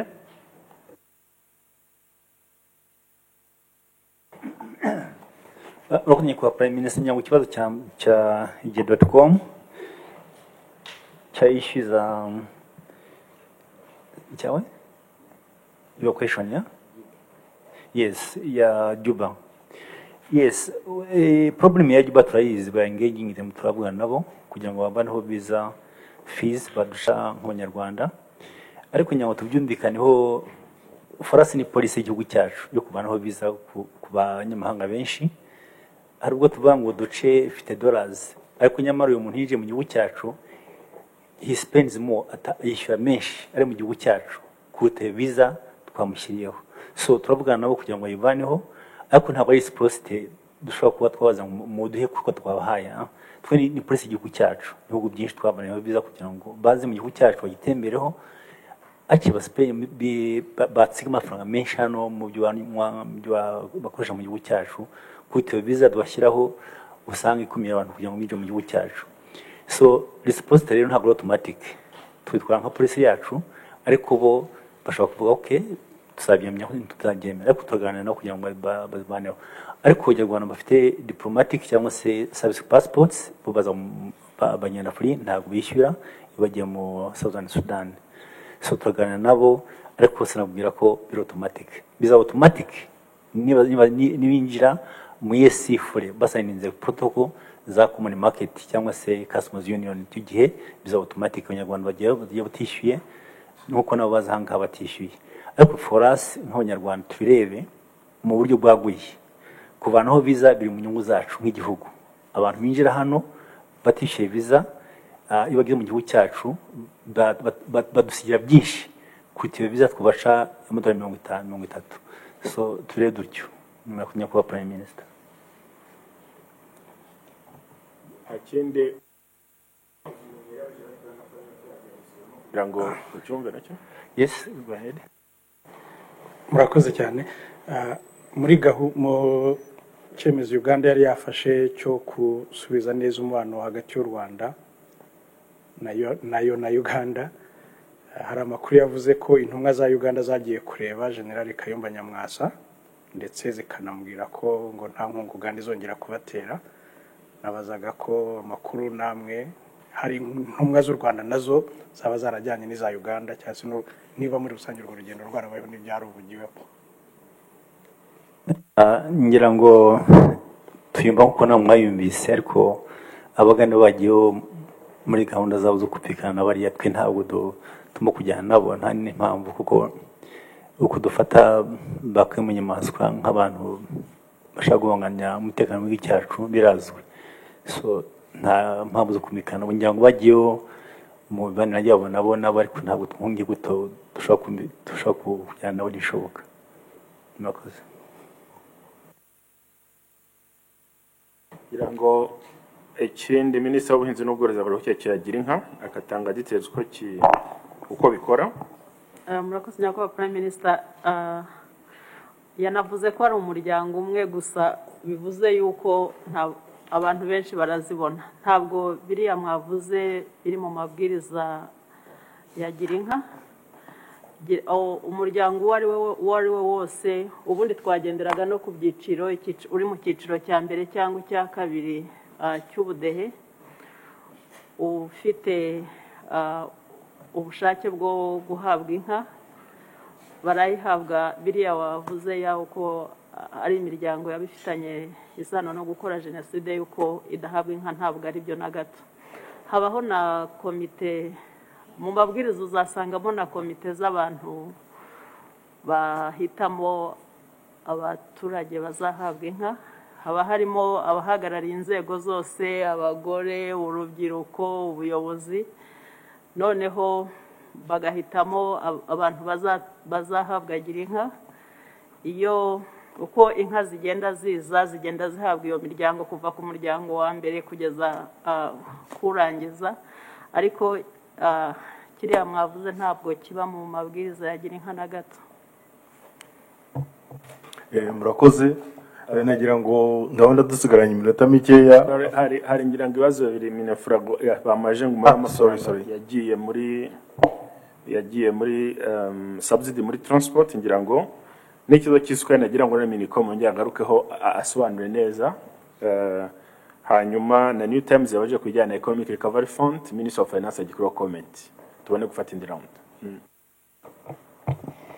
Makuye kwa Prime Minister, angira ngo ikibazo Arabimaro yabajije kuri amafaranga leta imaze kwigomwa cyangwa gutanga nk'inyunganizi muri public transport kugeza mu kwezi kwa 10 umwaka ushize leta imaze gushyiramo miliyari 29 na miliyoni 3, ariko nkuko nyakwa Prime Minister yabisobanuye harandi nanone yongewemo ay'amezi 6 kuva mu kwezi kwa 11 kugeza mu kwezi kwa 3 angana na miliyari 10. So no kuvuga ko amafaranga leta imaze gutanga se cyangwa imaze kwemerera gushyira muri icyo kigega ari miliyari 39 na miliyoni 3. Minicom kugisukana. Murakoze nyakubahwa Prime Minister. Ku bicuruzwa bavuze nk'uko umunyamakuru w'igihe yabitangaje, harimo ibicuruzwa bike byagiye bihinduka mu biciro, harimo isukari, amavuta yo guteka n'isabune. Mpereye ku isukari, mu myaka 3 nishize hari ibihugu twaranguragamo isukari kuko isukari yo mu Rwanda yakorwagiraga ku 10% y'isukari dukenera mu gukoresha, bivuga ngo isigaye yakurwaga hanze. Ariko hashize imyaka 4 u Rwanda rutangiye kureba ibihugu bitari byo hanze Afrika, ahubwo byo muri Afrika byo kuranguramo isukari. muri kino gihe rero twaranguraga mu isukari ahantu hatandukanye, ariko abayizana harimo mu bazimpotera, mu bazizana hano mu Rwanda harimo abacuruzi bafite nka 35% y'isukari yatugezagaho, wari ufite inganda muri Malawi, muri Swaziland no muri Zambia, byose bigemura isukari muri kano gace. Mu gihe rero cy'imvura kenshi inganda zitunganya amasukari zikora maintenance, zikora amasuku y'amamashini, ku buryo rero biri mu byatumye isukari yagwaga isa nk'ihungabanya, ariko ibijyanye no gutunganya cyangwa se amasuku y'amamashini twizera ko mu mpera zo kwa kane se mu ntangiriro z'ukwa gatanu byabyangije gusubira ku murongo. Gusa muri icyo gihe n'ubusanzwe bituma twerekeza amaso n'ahandi twarangurira, niyo kamere y'ubucuruzi. Iyo twatenye kwerekera mu bindi bihugu bishobora kuduha n'isukari, harimo n'izimwe zaje zinahenzeho gato, ariko mu guhenda nabwo navuga ko ku rwego rw'abacuruzi bagiye barangura, hari bari bashatse kugira ngo buname hejuru y'abaguzi, bakaba babaca amafaranga menshi nk'uwaranguye vuba. Ibyo rero biciye mu kigo gishinzwe imisoro, habemo gusuzuma ndetse no guhana ku bantu bigaragara ko muri system baguze iyo sukari ku mafaranga make, ariko bagashaka gukubirana abantu babaca amafaranga menshi, kuko yabasha kugaragara muri system uko yabiranguye nuko yabicuruje uwo munsi. Abatandukanye bagiye barangwa kandi banatangazwa n'urwego rw'ikigo gishinzwe imisoro. Tukizera kandi ko n'ubundi mukomeza tureba ibindi bihugu bya Nyafrika kugira ngo duteze imbere ubuhahirane Nyafrika. Nanavugira ko no ku mavuta ndetse no ku masabune, amavuta amenshi tuyaturutsa mu Misiri, andi tukayavana mu bihugu bya Aziya, ariko yo n'ubundi amaze hafi y'imyaka 2 ya Covid, igiciro cyana kizamuka buhoro buhoro bitewe n'ingendo zo mu mazi zigenda ntozo zihindura igiciro.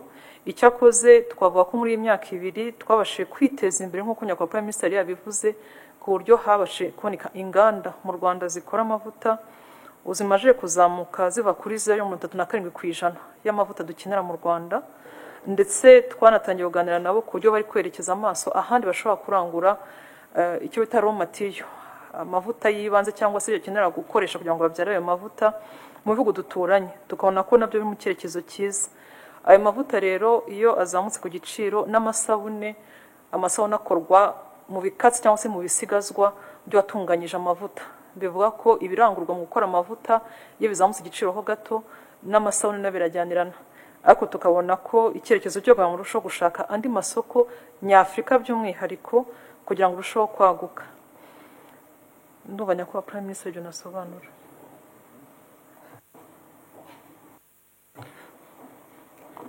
Murakoze kwa PM. Hari Edwin Asimwe from the New Times.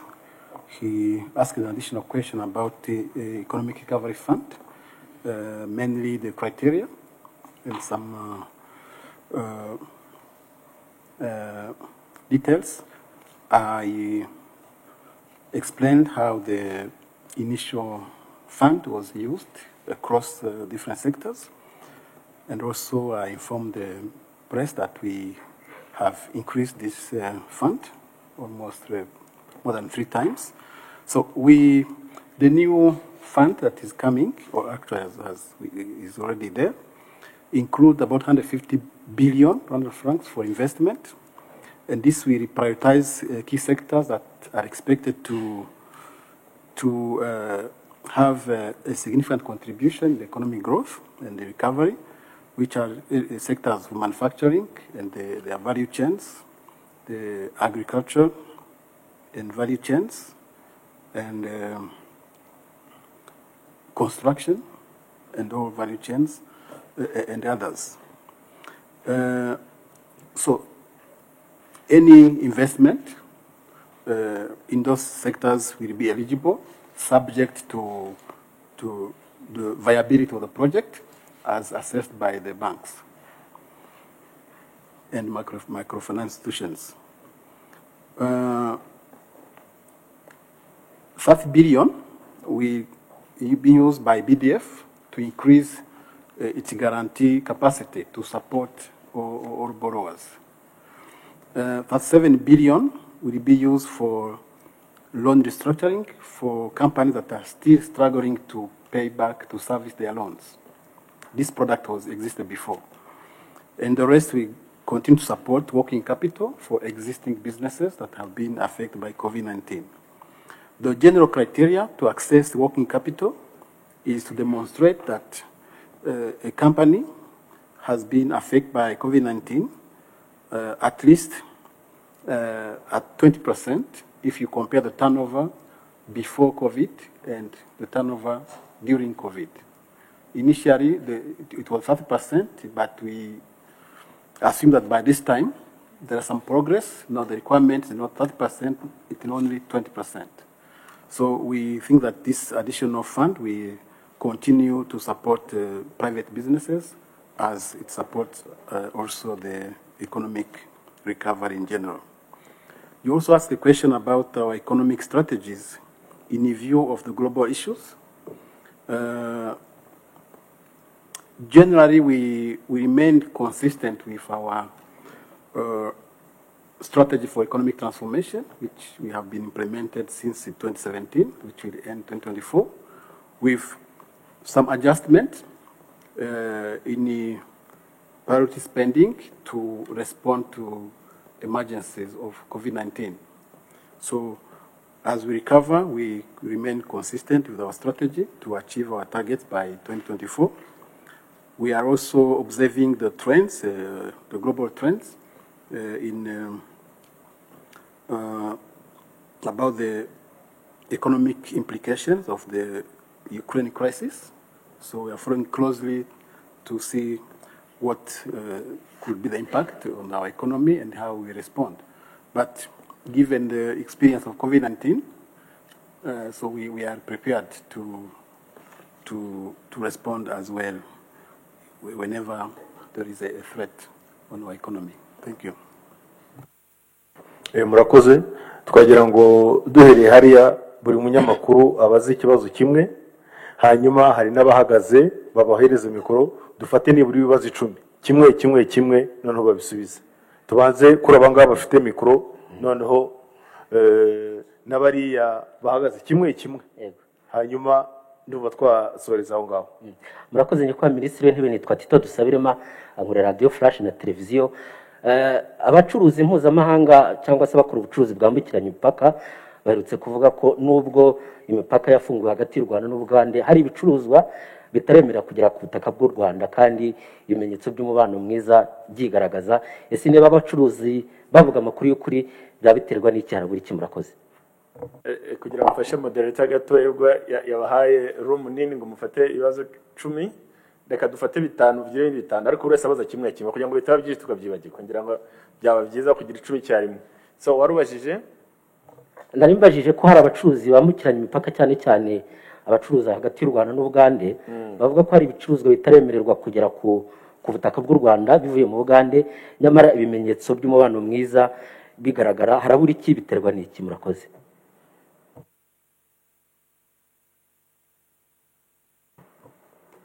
Murakoze ku mijambo. Nitwa Rugambwa Gerard, magarariye ikinyamakuru Rokanape. Nari mfite ibibazo 3 ariko reka mbaze kimwe nkuko nabisabwe. Buriya imishahara mu bigo byigenga igengwa n'amasezerano y'akazi gusa, nta kuntu leta yabasha kugiramo ijambo, kuko iyo urebye urubyiruko rurimo kurangiza amashuri ubu ngubu barimo barahembwa amafaranga make cyane, hagati y'ibihumbi 100, 150 bikagarukiraho. Hari iyo urebye byatangiye na mbere ya COVID, ubu muri COVID rero byarushijeho gukomera, kandi nkibaza impamvu leta itabasha kugira icyo ibabaza, kuko yatangiye no kubaha amafaranga yo kubafasha kugira ngo babashe kuzahura ubukungu. Numva rero leta yari kwiye kubijyamo kugira ngo abo bana bareke kurengana. Kubona umuntu yiga kaminuza akarangiza bakamuha ibihumbi 100 ntabwo bikwiye. Murakoze.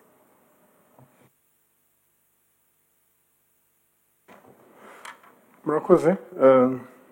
Murakoze nyakubahwa Prime Minister. Nitwa Edmund Kagire, ndi umunyamakuru wa Kigali Today ya KT Press. Nyakubahwa Prime Minister, ngira ngo mwabisobanuye neza ibijyanye n'izamuka ry'ibiciro n'ihindagurika mu masoko mpuzamahanga. ariko iyo ivuganye n'abaturage baravuga bati solusiyo ihari ni ukureka ibicuruzwa biva mu bihugu duturanye biciriritse bikinjira. Ese hano leta ntishobora kuzisanga mu gihirahiro cyangwa se dilema, kubera ko ku ruhande rumwe leta iravuga iti tugomba guteza imbere made in Rwanda, ariko ku rundi ruhande hakaba icyifuzo cyo kuba habaho wenda ikintu umuntu yakwita kudohora ibicuruzwa bihendutse byo hanze cyangwa se byo mu bihugu duturanye bikaba byakwinjira kugira ngo iki kibazo kizamuka ry'ibiciro kigabanuke. Ese hano leta izabyitwaramo ite? Nyakubahwa Prime Minister, nashaka gusaba Minister wa Finance ka clarification ku bijyanye na Economic Recovery Fund. Ese aya mafaranga y'inyongera miliyoni 450 cyangwa se miliyari 450 arahari, yarabonetse? Ese leta yayakuye he? Ni inguzanyo? Ngira ngo twifuza kumenya detail zayo, kuko ubona amafaranga miliyoni 450 z'amadolari menshi. So nifuza kumenya niba yarabonetse ahari. Wenda kuri icyo still, ese hari ubushakashatsi leta yaba yarakoze kumenya ko amafaranga yatanzwe sofa yakoreshejwe neza, uretse reports zatanzwe na bank cyangwa se n'ibigo, ni haba harabayemo wenda ubundi buryo amafaranga yaba yarakoreshejwe nagere kuri impact yari ikenewe? Murakoze cyane.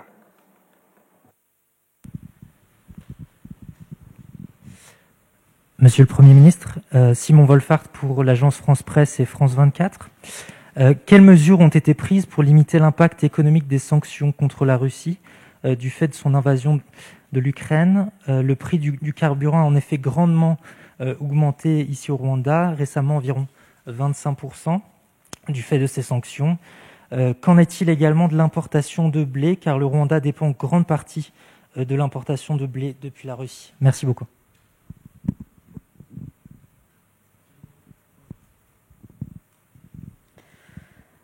J'ai une question pour Monsieur le Premier ministre. Mariam Koné pour TV5 Monde. Vous avez sans doute déjà évoqué le sujet. J'aimerais savoir où en sont les relations diplomatiques avec le Burundi.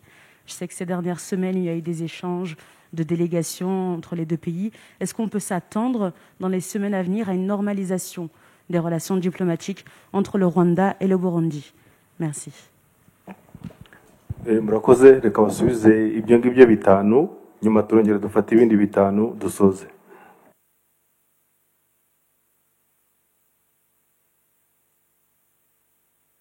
Voilà, murakoze.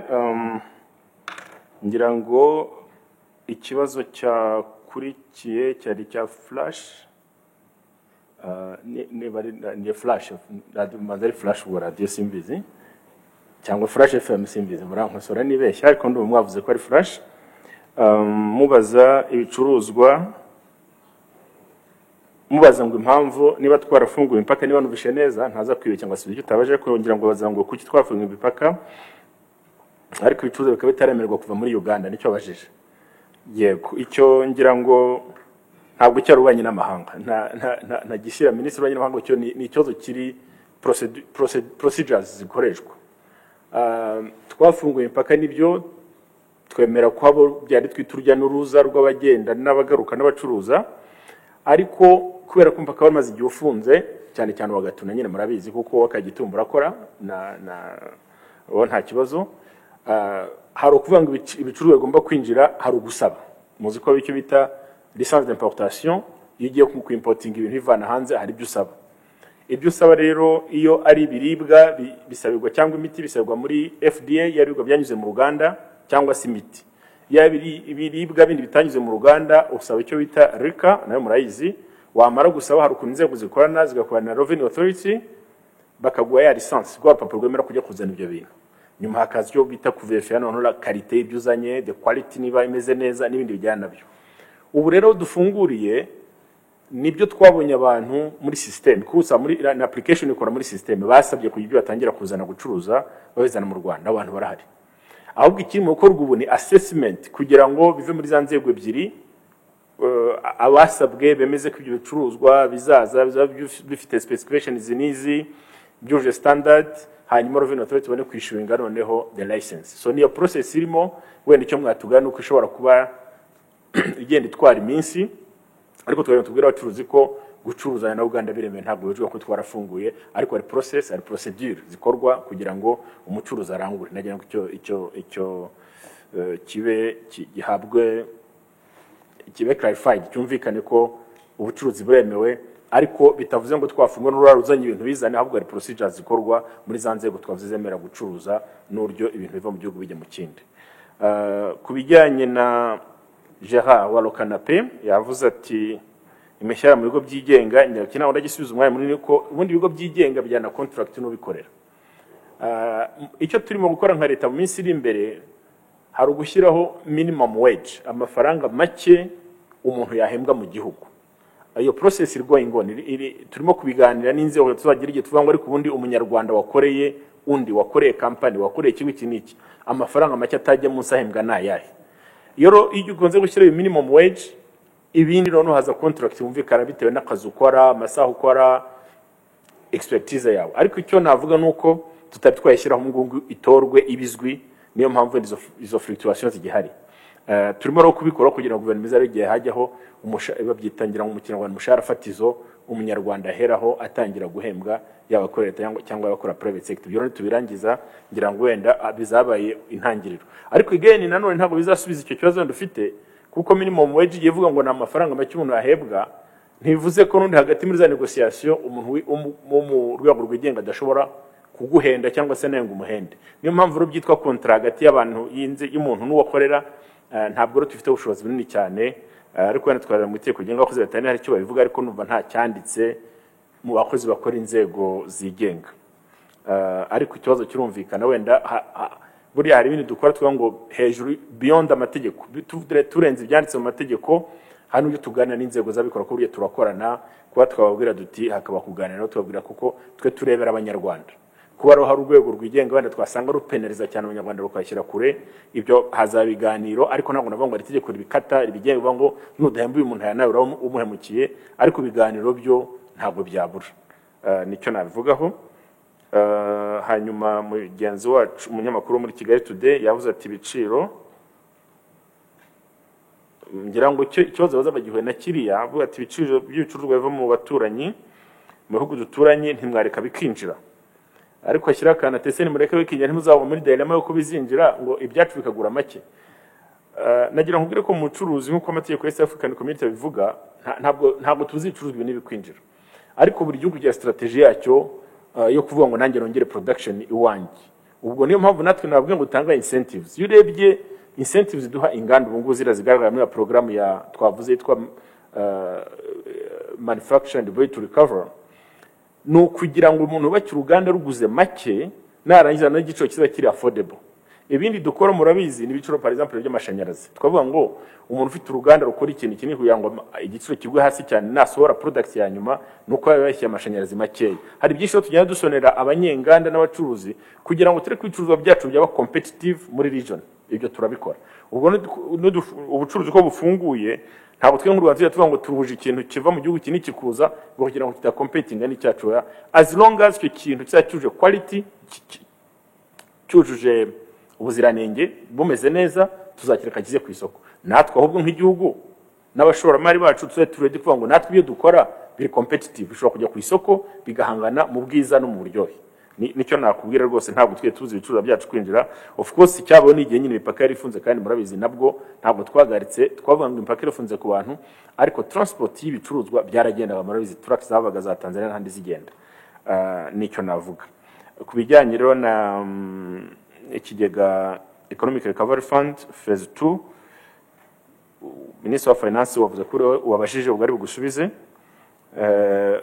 rahubwo ndamusubiza ko wavuze uti ndashaka gusubira na Minister of Finance ubwo ndabashakaga ngo amafaranga yavuye hanyuma uranavuga uti ese yatanzwe akoresheje neza byo ndagira ngo nkubwira ko akoreshejwe neza actually niyo mpamvu nashaka kugira ngo mbamarize impungenge nahere mbanza mabwira impact yagiye iboneka igihe nababwiraga nti iyo Economic Recovery Fund tuyashyira muri public transport itike yo umuntu ivuye kuri ikagera kuri ahenshi usanga yigabanya amafaranga 1000 ku mupasaje wagiye mu rugendo hanze nabwo nagonetse mu mujyi wa Kigali mbabwira ibijyanye n'amahoteli bantu babwira nti udafasha amahoteli agapfa burundu impact twe no kwibona not only kuri tourism sector ahubwo twe no kwibona no ku buhinzi ba urugero rw'igihe amahoteli yafunze n'amaresitora tukaza gusanga ubuhinzi bwagize product zirimo kugurisha ko hoteli na resitora zirafunze. So iyo dufashe rero niya strategy nabwiye nka muri ekonomi y'u Rwanda dufasha dukura icyo dushaka gupromotinga value chain yose. Ayatanzwe nakwashoranga ko yakoreshejwe neza, ni ikintu twashyizemo imbaraga tuvuga ngo tudashyiraho amafaranga gufasha abaturage kuzahuka n'ubukungu bw'igihugu noneho bigapfa. Twayakoresheje neza rwose. Je pense que la question qui a suivi, c'est la question de France 24. Il a posé la question, c'est l'impact pour... je pense que ta question, c'est pour éviter... Qu'est-ce qu'on fait pour éviter l'impact de la guerre entre la Russie et l'Ukraine, hein? Vous avez précisé que nous importons de la Russie le blé. Je peux ajouter aussi qu'on importe de là aussi les fertilisants. Et donc, les chiffres sont connus. Normalement, ce qu'on fait, c'est qu'il n'y a pas, normalement, il n'y a pas de commerçant rwandais qui va importer directement de la Russie. Mais nous avons des produits qui viennent de la Russie. Essentiellement, les deux produits dont j'ai parlé. Il y a le blé, qui est à un taux de 64%. Le blé que nous utilisons au Rwanda, 64% de cette quantité vient de la Russie. Est d'origine de la Russie comme origine, mais nous l'importons de la Tanzanie. Alors, ce que nous avons fait, c'est que nous sommes en train d'essayer de diversifier les sources. Il y a le blé qui vient d'autres pays. On est en train de voir comment trouver les sources alternatives. Mais aussi, en cherchant les sources alternatives, on est en train de voir comment on peut mélanger les produits du blé avec les autres produits qu'on produit ici au Rwanda, comme les tubercules, pour faire le pain, autre chose qui normalement était fabriqué à 100% à partir du blé. Donc, ce sont des solutions alternatives que nous sommes en train de chercher et nous y travaillons ensemble avec le secteur privé et les ministères de l'Agriculture, le ministère du Commerce sont en train d'y travailler jour et nuit pour voir les solutions alternatives à cette question. Pour les fertilisants, nous importons, les fertilisants que nous utilisons au Rwanda pour l'agriculture, 14% aussi viennent de la Russie et on est en train aussi de trouver d'autres solutions alternatives. Mais ce que je peux dire, c'est que vous avez mentionné le prix des produits pétroliers.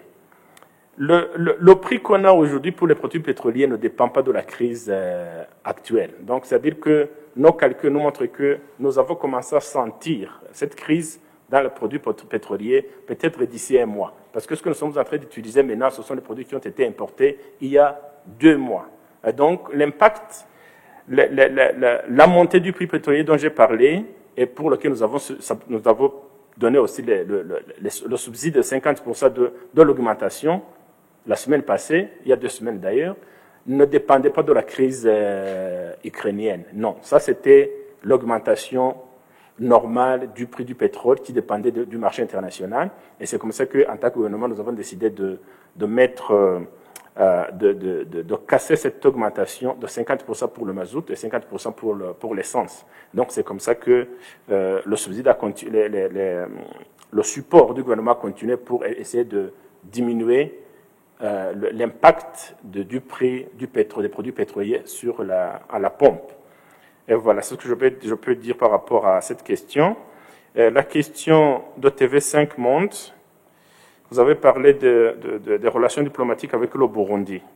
Et la question est de dire, avec la mission du ministre de la Défense au Burundi, cette semaine, est-ce que nous pouvons nous attendre à une normalisation des relations diplomatiques? Je pense que c'était ça la question. Ce que je dois vous dire, c'est qu'on est en train d'y travailler. Il y a la volonté des deux côtés. Je pense que vous suivez de près ce qui se passe dans la région. Il y a quelques semaines, le président burundais avait envoyé une délégation au Rwanda comme mission avec un message spécial pour le président de la République rwandaise. Et donc, si vous voyez ces échanges d'émissaires, échanges de messages, ça nous montre que les deux côtés, nous avons la bonne volonté d'ouvrir, de relancer ou bien de reprendre ou de normaliser nos relations diplomatiques. Donc, la volonté est là. Et donc, c'est comme ça que nous commençons à avoir différentes missions venant soit du Burundi, venant ici au Rwanda, ou bien les Rwandais qui allons maintenant au Burundi pour discuter comment est-ce qu'on peut normaliser nos relations. Donc, ce que je peux dire, je ne peux pas préciser à quel moment ou à quel mois est-ce que les relations vont 100% se normaliser, mais ce que nous vivons maintenant, ce sont de bonnes indications, ce sont de bons indicateurs qui montrent que les choses commencent à se normaliser de plus en plus. Et si vous pouvez voir, par exemple, il y avait plus de 3 ans, il n'y avait pas une mission officielle entre le Rwanda et le Burundi. Maintenant, si on commence à échanger les missions officielles, les délégations officielles, ça montre que les choses se normalisent de plus en plus. Voilà. Ndibaza ko byose nabishubije. Murakoze nyakubahwa minisitiri, twagira ngo dusoreze aha ngaha, abasigaye baratwihanganira kuko amasaha yagiye, kandi tubashimira kuba mwitabiriye kino kiganiro, tunabasaba cyane cyane kubisobanurira n'abatabasha kubikurikira kuko byacaga kuri televiziyo, en promettant également pour la prochaine fois d'avoir une traduction pour toute la conférence. Merci et bonne soirée. Ndagira ngo nanjye mbashimire tumwanya nshimire abanyamakuru mwese mwitabiriye iki kiganiro. Narababwiye ubushize n'uturongera tubabwire tubafata nka our key partners, muri abafatanyabikorwa beza bacu, kandi twemera ko tutabaho ngo dushobore gutambutsa ubutumwa dutanga nka leta n'imikoranire yacu n'abaturage itangazamakuru ridahari. Ikindi abashima ko itangazamakuru y'u Rwanda dushima ko rirateye imbere, murakora neza, mukomereza kandi mudufashe gukomeza gutanga amakuru meza asobanutse, kandi murabikora turabashimira. Mukomeze mwafatanya ibikorwa beza, mujye umugoroba mwiza.